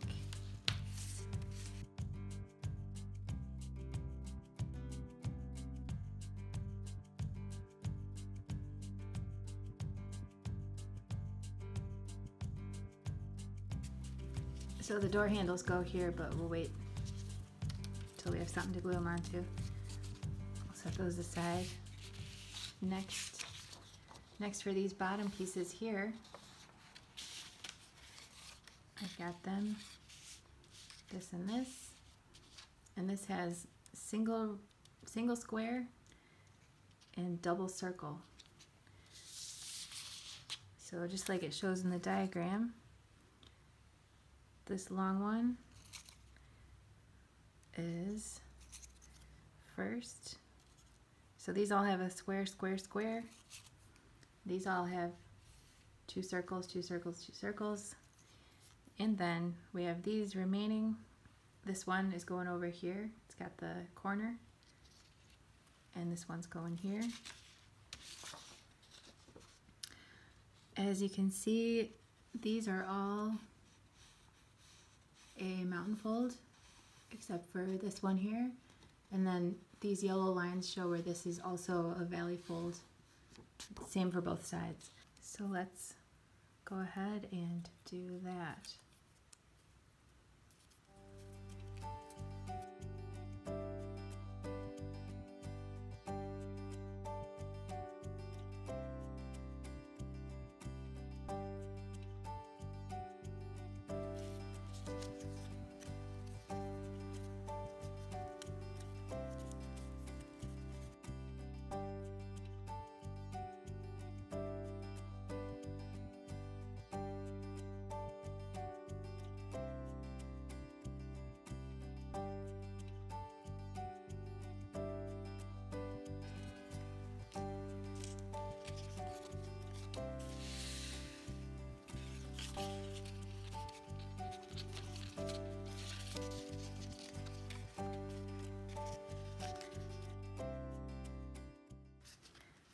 So I'm going to start by mountain folding everything.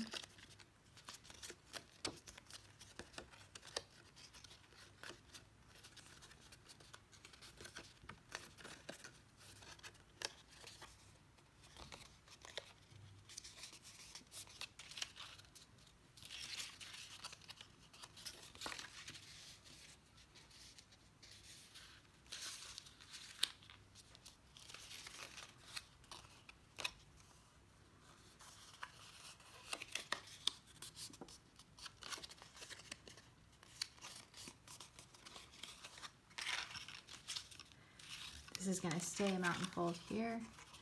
This will be a valley fold. And all these interior tabs will be valley. They're pretty small, so I think I can get away with not having to use my bone folder.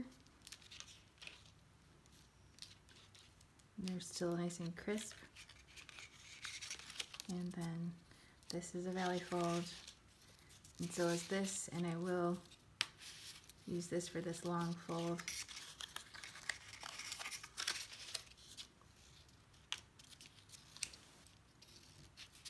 As well as that. So there is that part. So I'll go ahead and do the same thing for the other side, which is a mirror image. Next I'm going to glue this trim piece here and this here, as well as over here. And I'm going to put these fenders into place.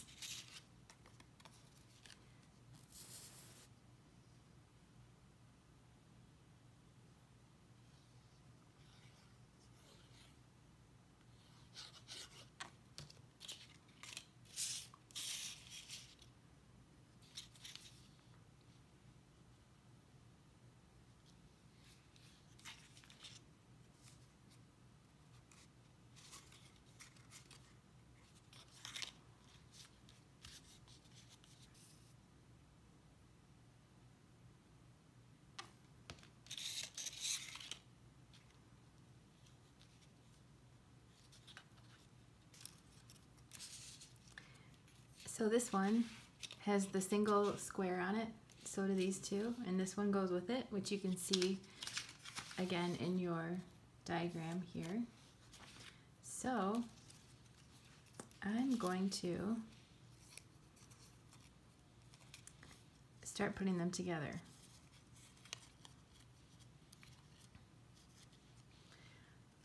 First, I'm going to glue this curve here with these tabs on it onto this curve here.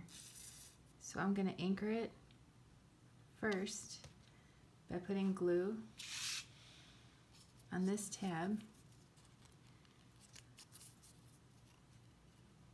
and lining that up with that little arch.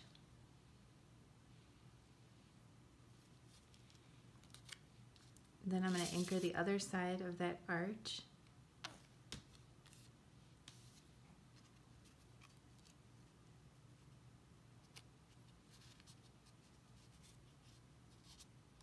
Just like this.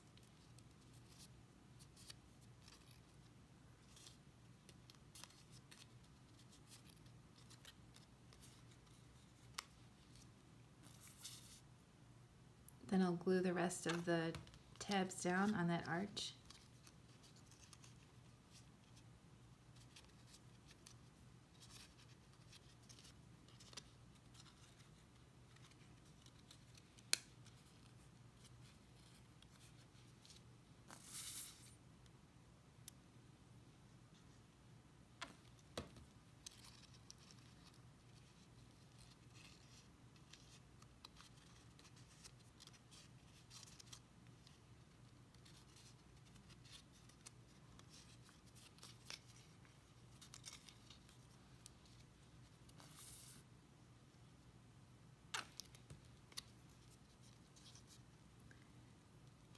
Then I'll glue these tabs into place.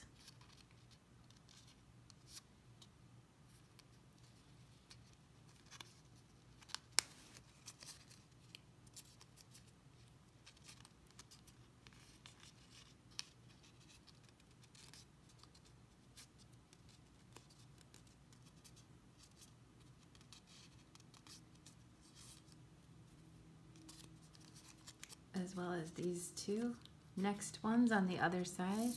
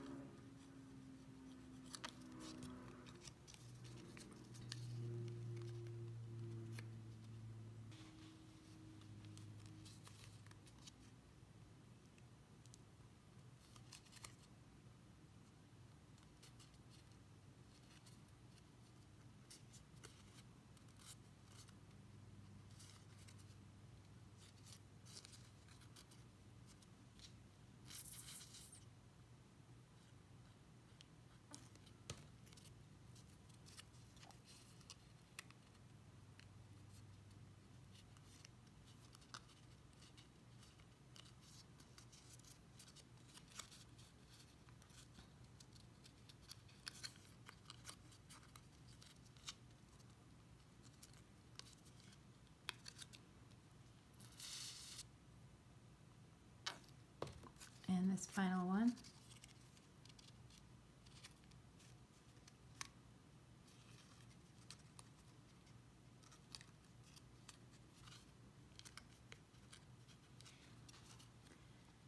Next, I'm going to put glue on this tab here.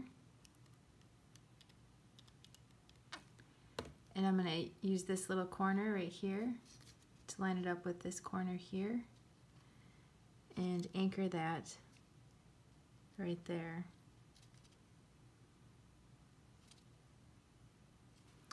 Next, I'll anchor the other side.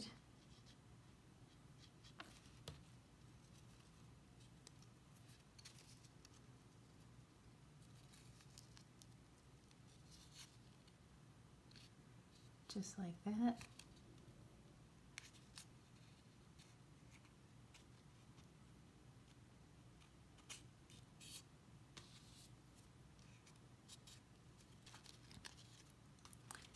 Then I'll put glue on this end tab.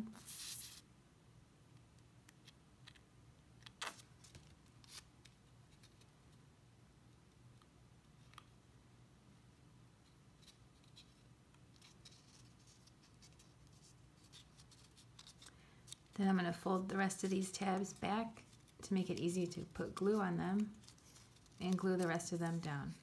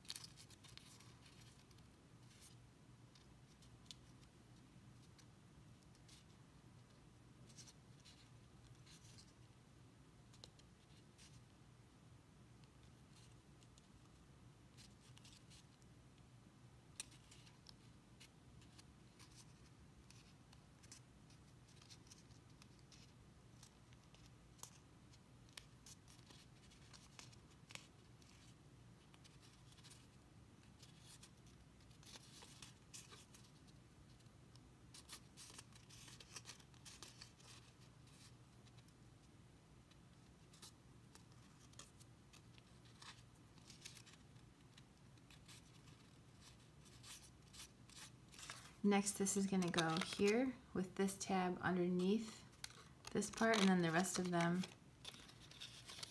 underneath it.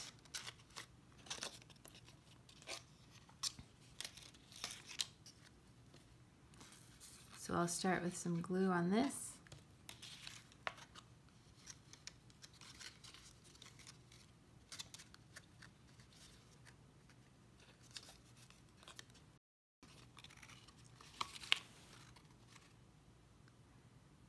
And make that nice and lined up there.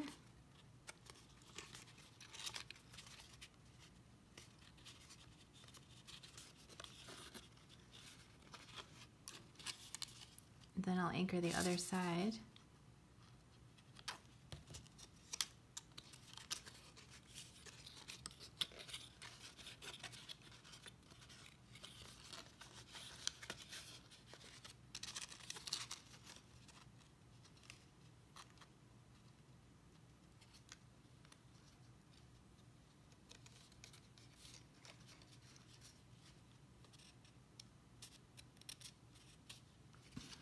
I have this straight pin that sometimes I use to scrape off excess glue before it dries. It's kind of nice because you can hold on to it a little bit better than a regular pin. Still got a little extra glue there, but worse things have happened.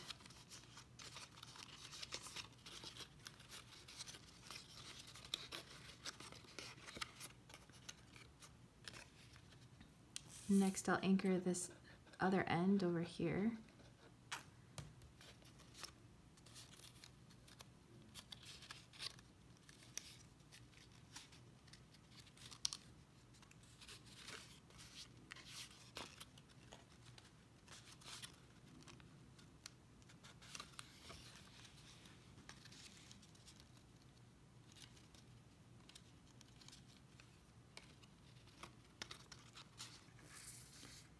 And then I'll glue the rest of these tabs down.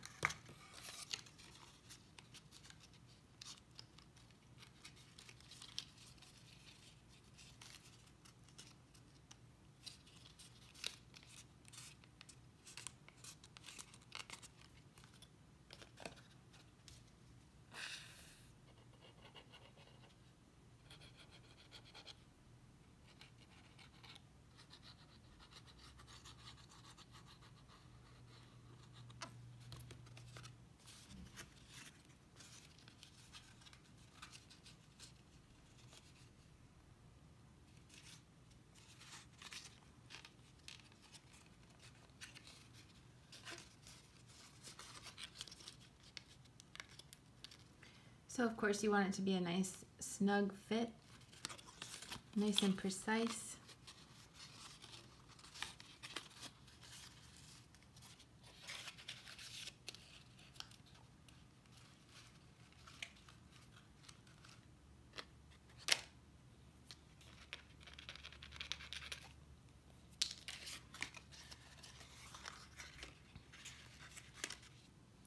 So now you can go ahead and do the same thing again with the opposite side, which is the double circles.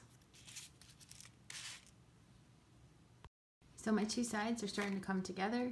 I'm going to put those to the side and do some assembly with these pieces here, which are like this.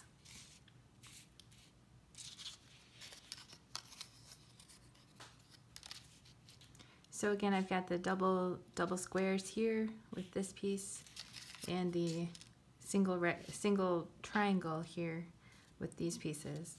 First, I'm going to take this piece here and glue it onto my hood.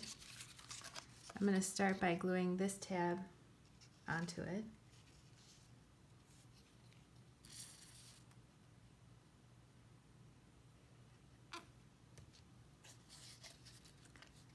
Just like this, lined up very nicely, corner to corner.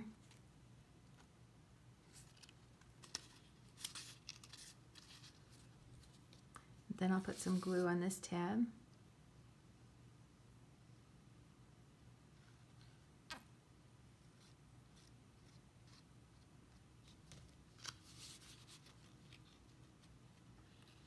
And line it up very carefully with that corner matching up at the end there.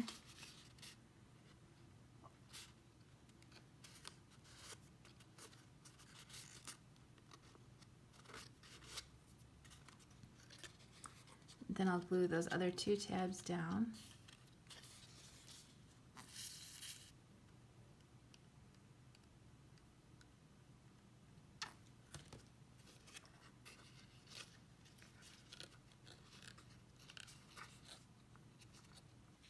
Next, I'm going to glue this piece right onto here, starting with this tab.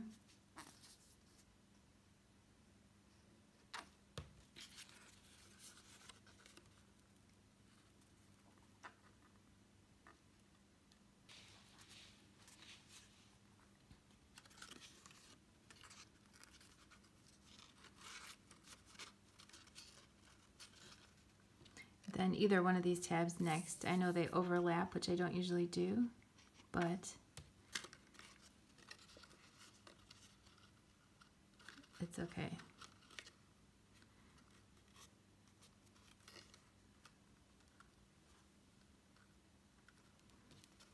Then that next corner one.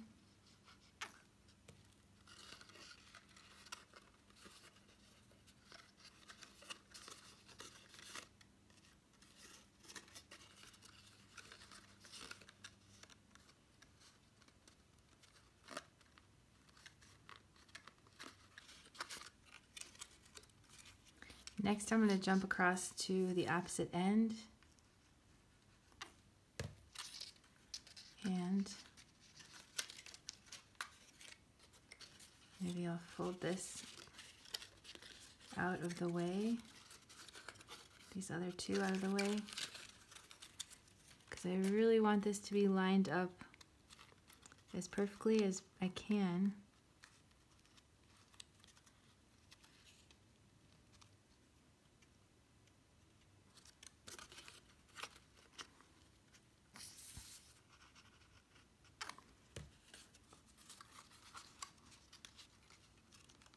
There goes the next tab.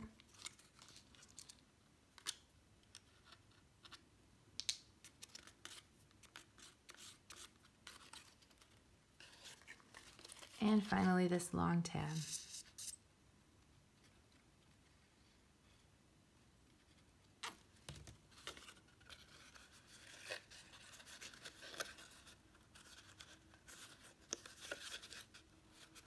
Next I'm going to glue these two together so that I can see them nice and up close and get them really perfect. And it's going to go from this corner here, you can barely see this little corner. It's going to go right on this corner. And then this little corner here is going to be on that end there.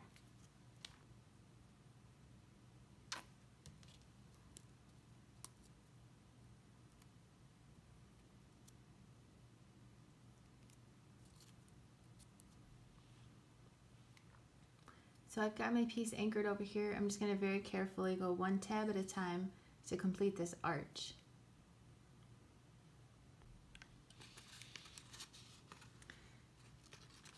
Well, I was putting this together and I somehow did not hit the record button. I started doing this. I'm going to go ahead and finish it because the other side's the exact same. I'm afraid that I somehow missed recording this, so I put these two together, which was this piece and this piece here. I had done these two, and to do that all I did was anchor it with the large end tab, and then I worked my way straight down, following the curve, being really careful to make it line up as perfectly as possible. And then I started attaching that the opposite one of this. I started attaching over here and right here. I think I somehow missed recording that, but I will do the other side right after this. So I'm just going to bend all these backwards, finish gluing it down, and then I'll do the other side too.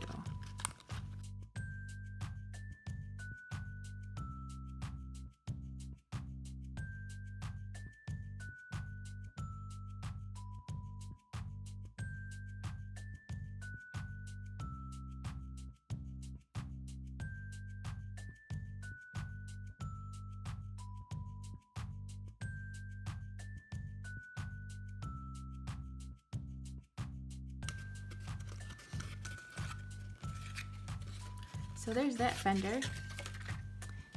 I'm going to go ahead and put this guy together also, even though it's the same on those two sides.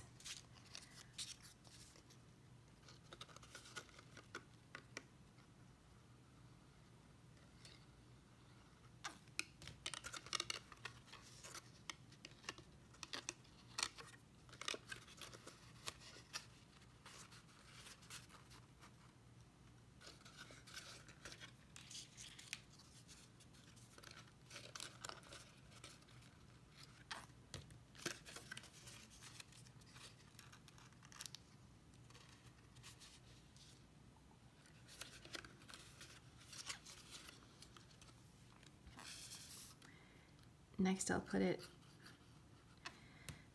on this tab. As usual, lining it up as best I can, as perfectly as possible.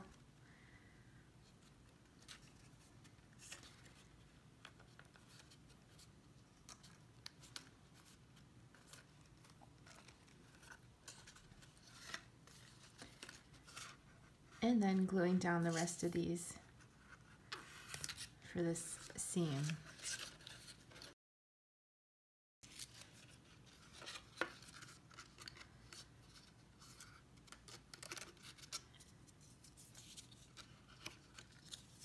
Next I can glue this into place. I'm going to start on this end here.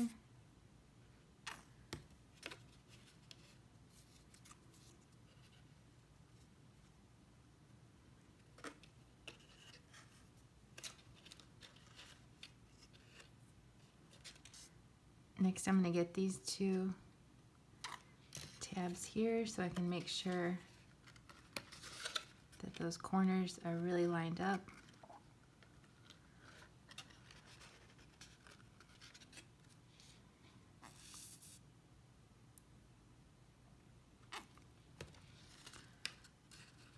And then this tab here.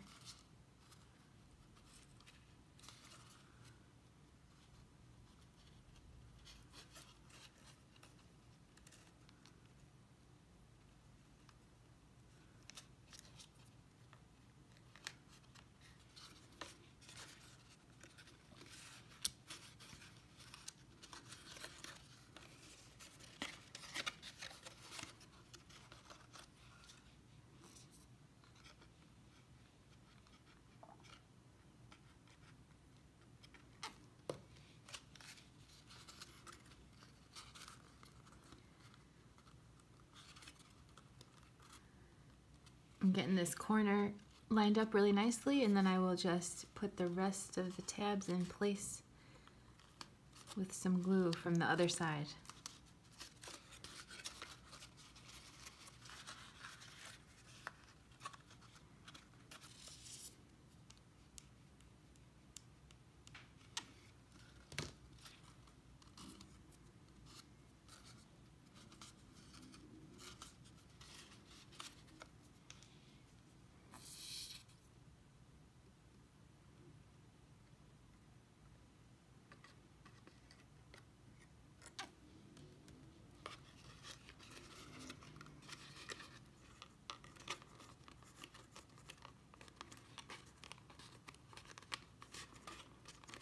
Next I'm going to attach the cab roof right here.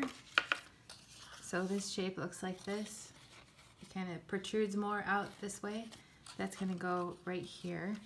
So I'll just use these 5 tabs to attach it to the to this part here.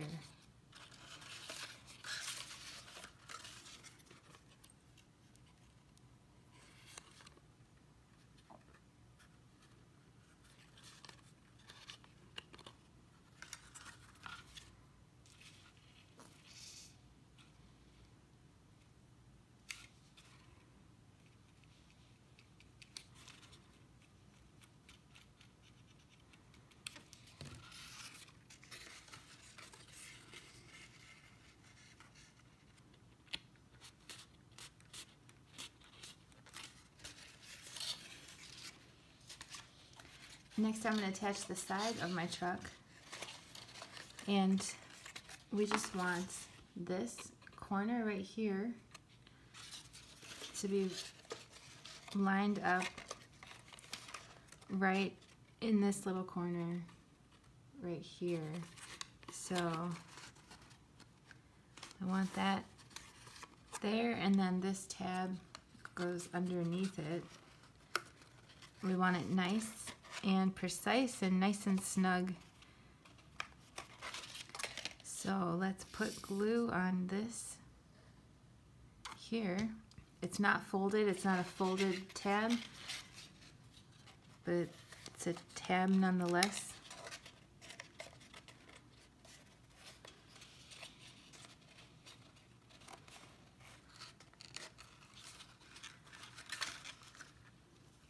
Then I can go ahead and put some glue on this.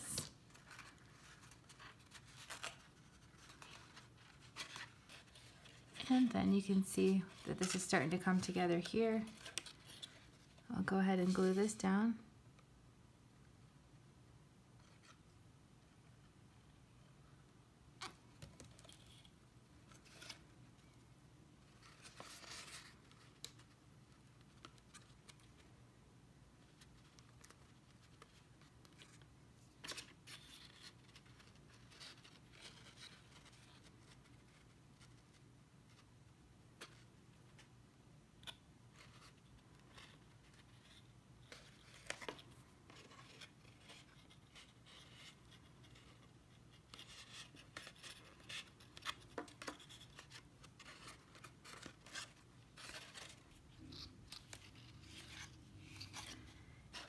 Next, you can go ahead and put the other side of your truck on the same way.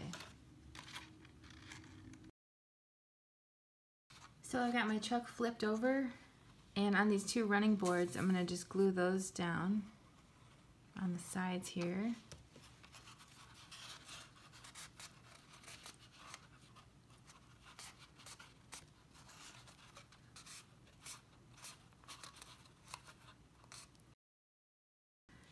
Next, I'm going to take this back piece and glue it onto these tabs here. So I'm going to start by gluing these. I'm just going to start over here on the end. And actually, I'm going to go ahead and put glue on all of them.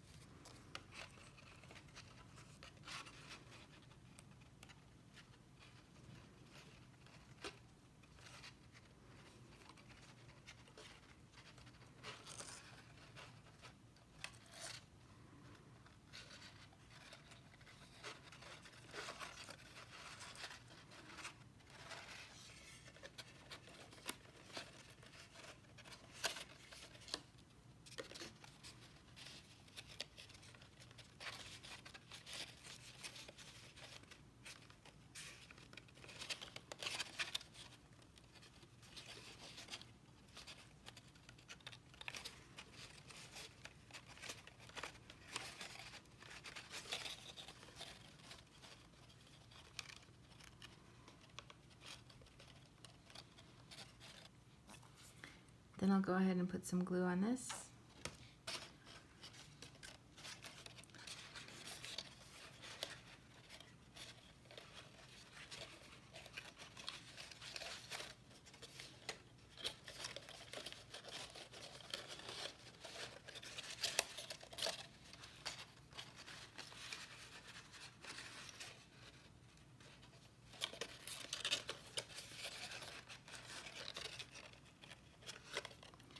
So I'm gluing this side one down, but I want to make sure that this is on top of the other one, because there's a tab under there that's going to need to go out. So as you glue this down, just make sure this is loose.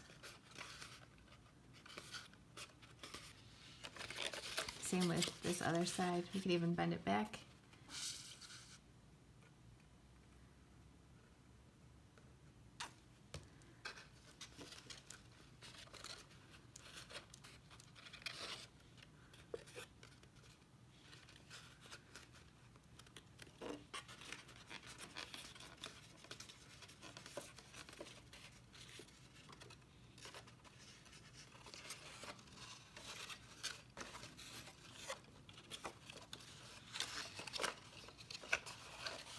Next we can finagle these so that it's like this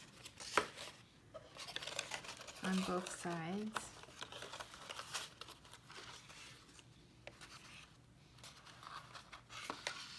And get some glue here.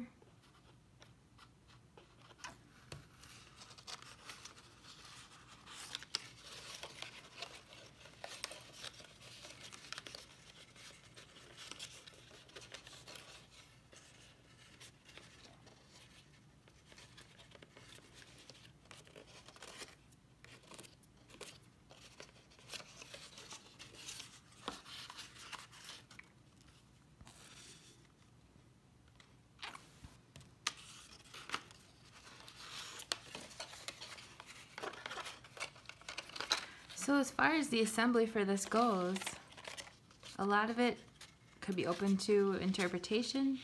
If you wanted to do it in a different order, there's probably a lot of different orders of steps that would work just fine, if not even better.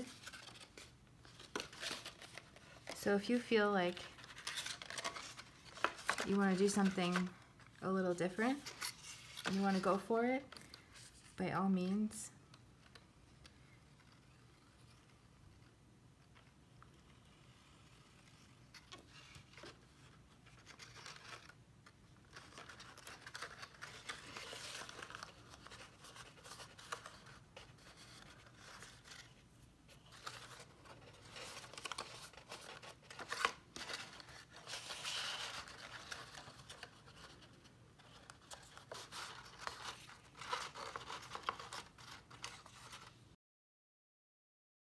So next we might as well put these guys on here. So it goes from narrower to longer. If you want to put that right there, you can.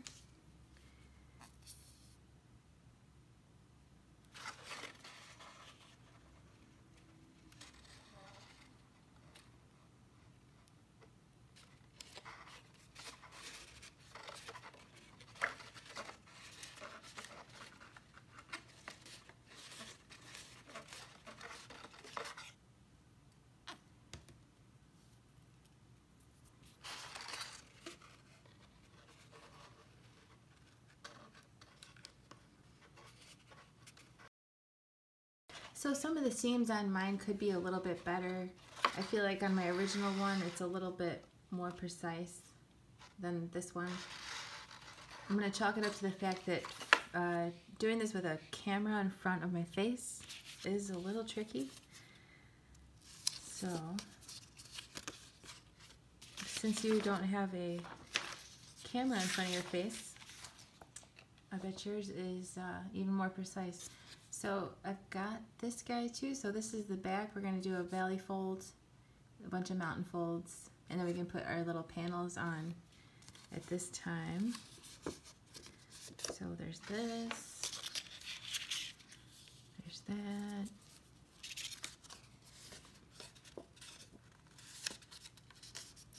This.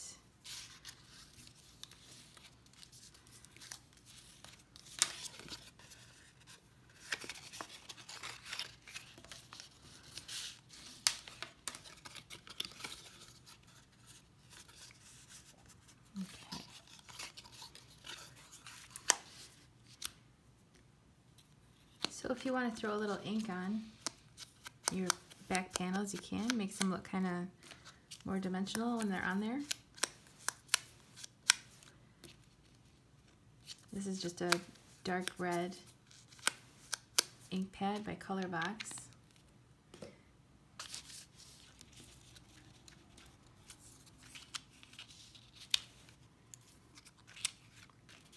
So they're going to go on just like that.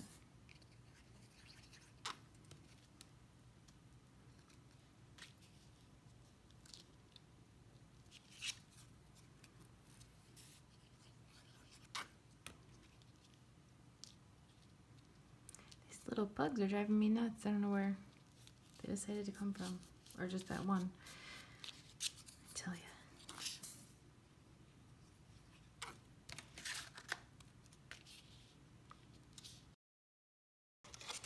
So now this is going to go in here like this, with those tabs on the sides, and then fold around here and get those two sides.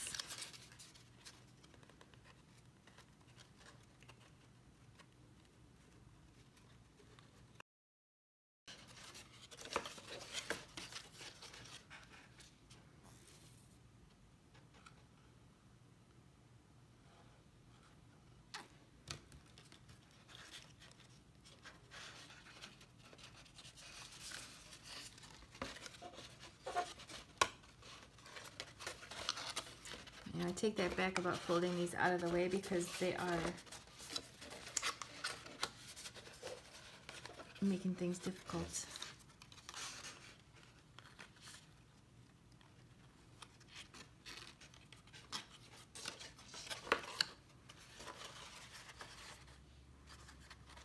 So I will put a few dots of glue on these tabs here, and then feed that down inside.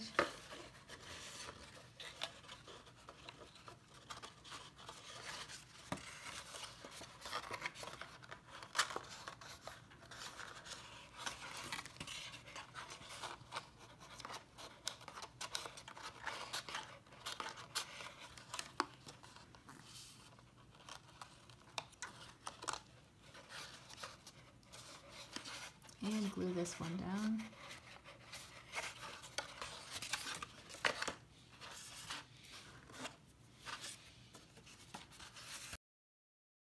Next I'm going to glue this piece here right onto the bottom of these running boards. So I'm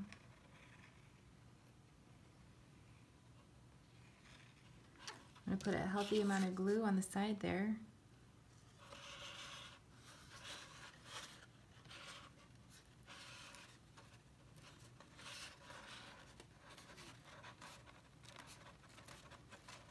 And just line that up nicely.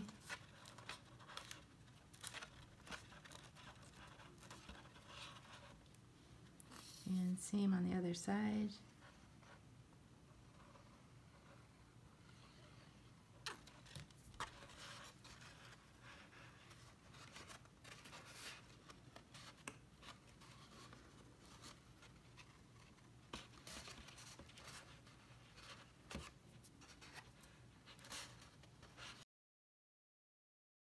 Next time I'm going to put some glue on these here. So this is the back of my truck. I want to glue down these.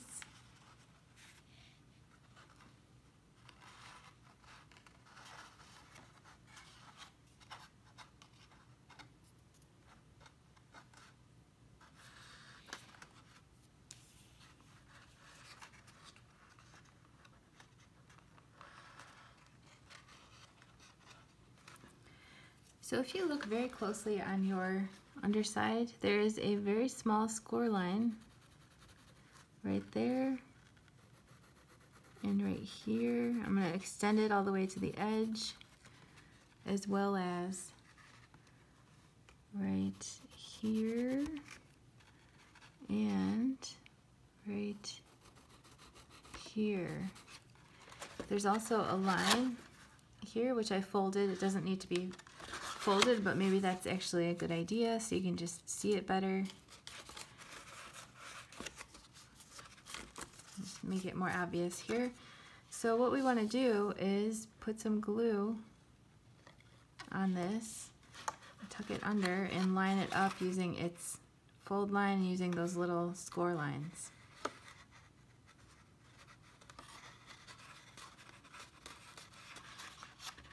And then same thing on the other side.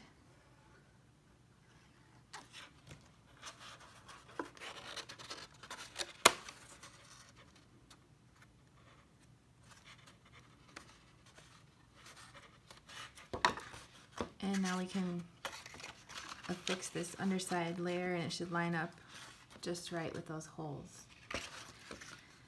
So go ahead and put some glue here and attach that. And then we'll fold those running board covers up.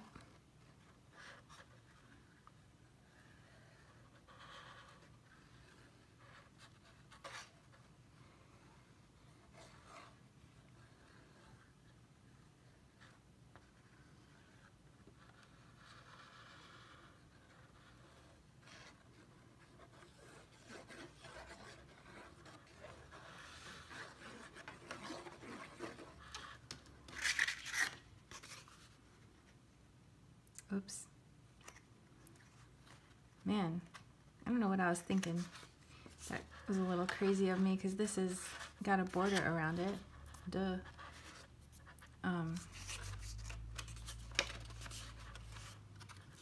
But yeah, that's okay.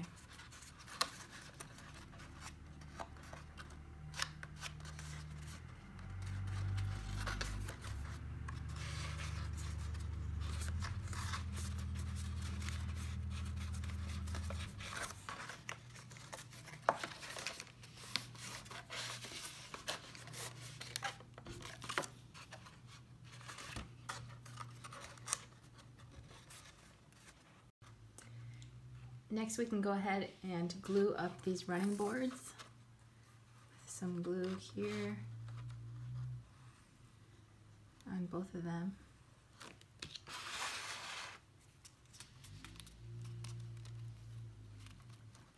And do the same thing on the other side.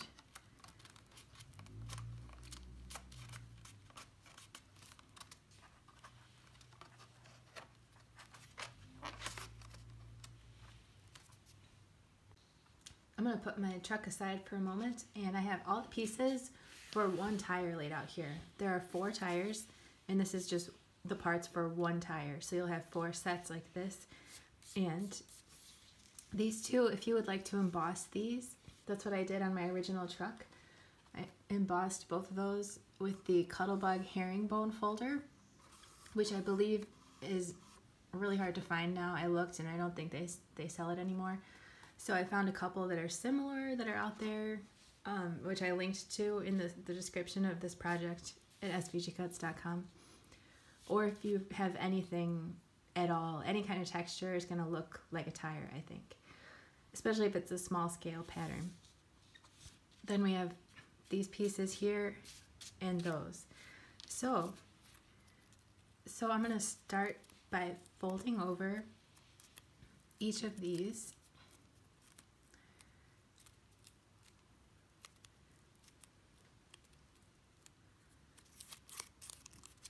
As well as these.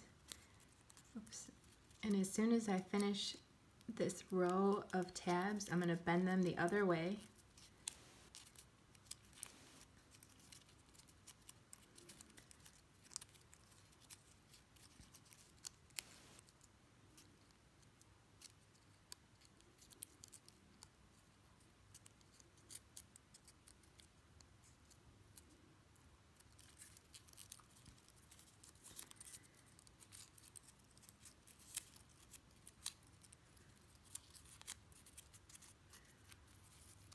Because this is going to go like this, and we want these to be a valley fold.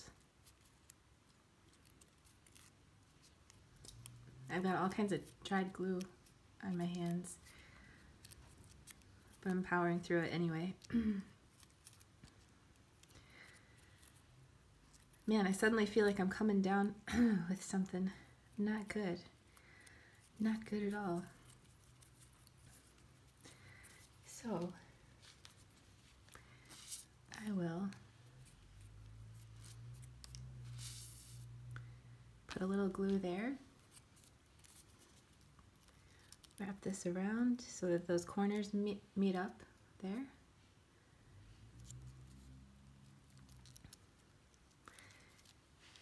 Then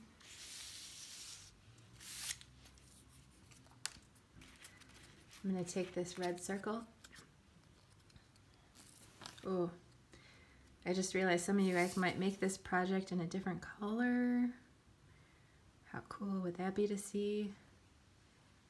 I don't know about you, but I was kind of thinking about turquoise a little bit. But whatever you come up with, I'm super excited to see. So I just glued that circle right down in the middle there. Looks like a little bottle cap kind of.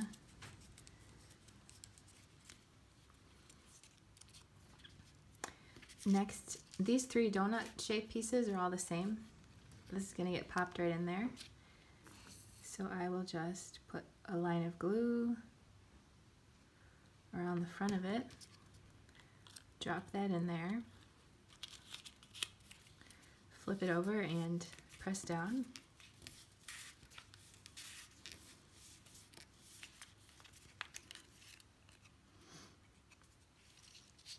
Next, I'm going to fold over all of these tabs. They're just a regular mountain fold, but I'm going to have to fold them out of the way, backwards out of the way in a minute. But you can just fold them over. Nice and easy straight line there.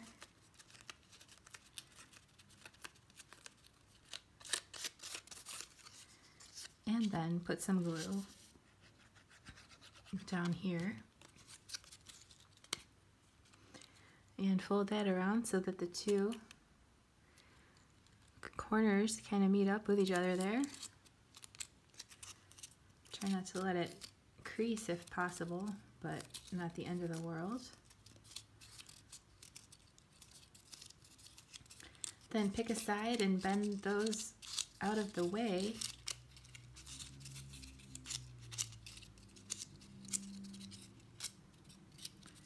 And bend the others even more, so it's like this. And then I'll put a line of glue around the edge here.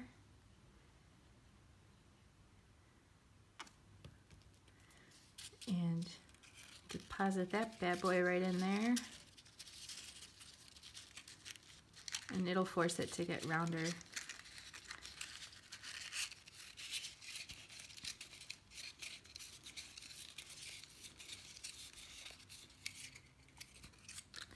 I almost forgot to put this guy on.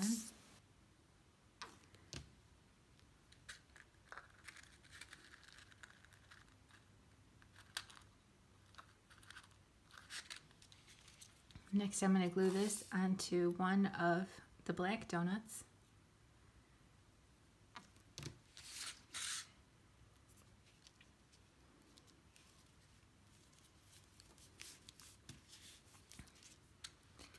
And then I'll glue that onto this. So I'm going to put a nice healthy amount of glue on it. I don't want it really oozing out the sides too much, but I do want a nice hold there. So we'll just cover that up. Let it dry a little bit.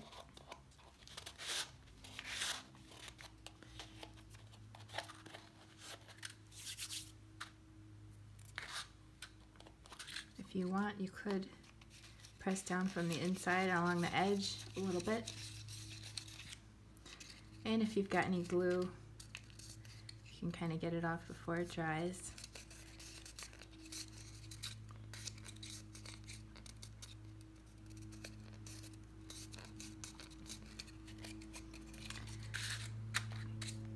Next, this part seems a little bit tricky, but you got this. Here's what we're going to do. Final black donut here. I'm going to put a line of glue around the outer edge, like this. I'm just going to drop that in there, not all the way down, but below the surface here.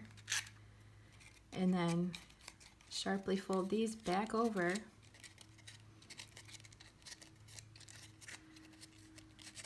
And then carefully pick this back up and squeeze it from the two sides here. You will be getting some glue on your thumb. I'm sorry. And it will have a tendency to pop out. Just pop it right back down and keep going around. Don't stress.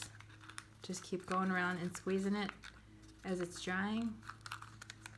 Doing your best. And again, if it pops up, just pop it right back down and keep going until it looks like all your little tabs are taking hold. It looks like a big old mess, but that's totally fine. If it's not a perfect circle, that's fine too. Because on your finished one, you're really only going to see, you're not really seeing the entire tire, so no one's really going to know if it's not perfect. Now, we can cover this with some glue. And put this on.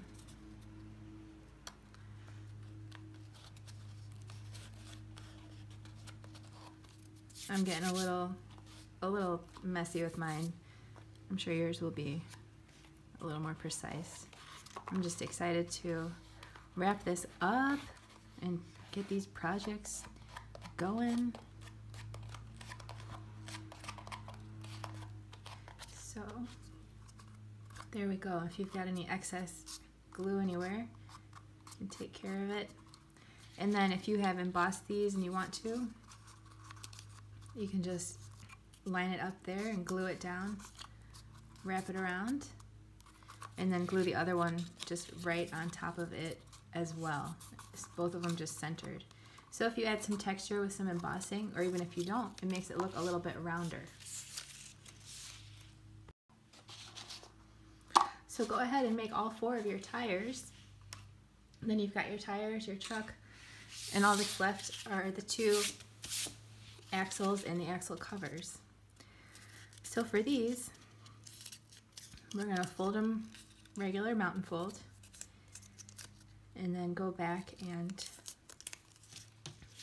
fold the outer two the opposite way. I'm going to go ahead and bone fold everything because I want these to be really crisp because we're going to need to slide our axle through. And then backwards here. Oops, I just messed that up. I'm too aggressive with my bone folding.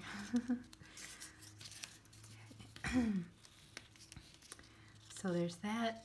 That's how we want these. So go ahead and do the other one.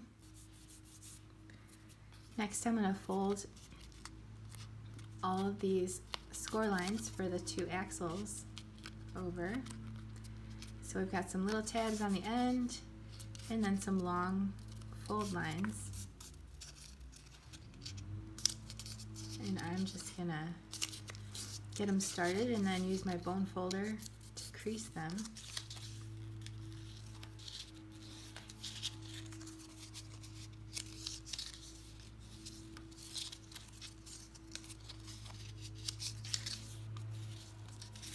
And you can go ahead and do this for both of them. And then you can tell this is the tab here. It's got rounded corners and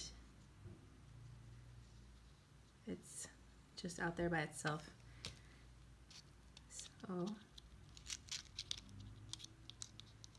you just want to get it inside there, and you can even lay it flat. Squish it down. Fold these triangles in. This is not super crucial. It's going to be hidden inside, but it's going to make it nice and stable to have it glued down like that.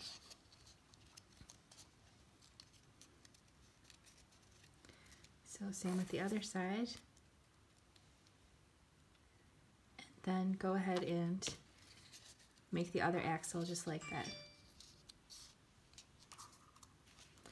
Next you can take your axle and carefully, gently kind of twist and push it down into one of your tires till it hits the other side.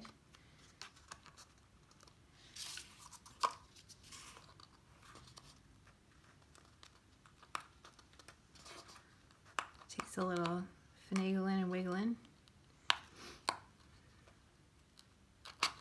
Here we go.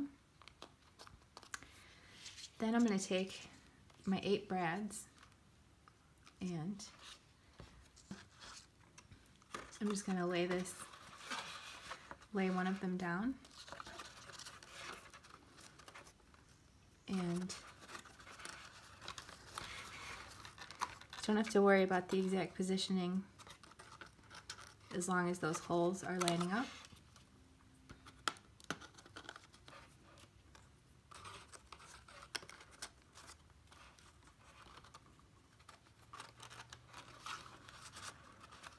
And just be gentle, but get those brads opened up on the inside.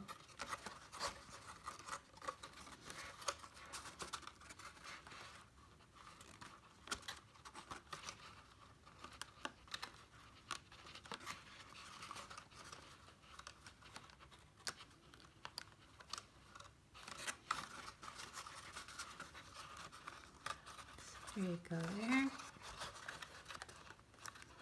So you want to make sure that your axle is still in your tire. You can always put it back in there if you need to. Or if you don't like the way that it's positioned, you could pop it off and fix it a little bit. And then we'll go ahead and put this guy carefully inside, just like we did before. Just very carefully. There we go. And then you can center it and do the same thing on the other side. Now all that's left to do is embellish your truck with some of the final details.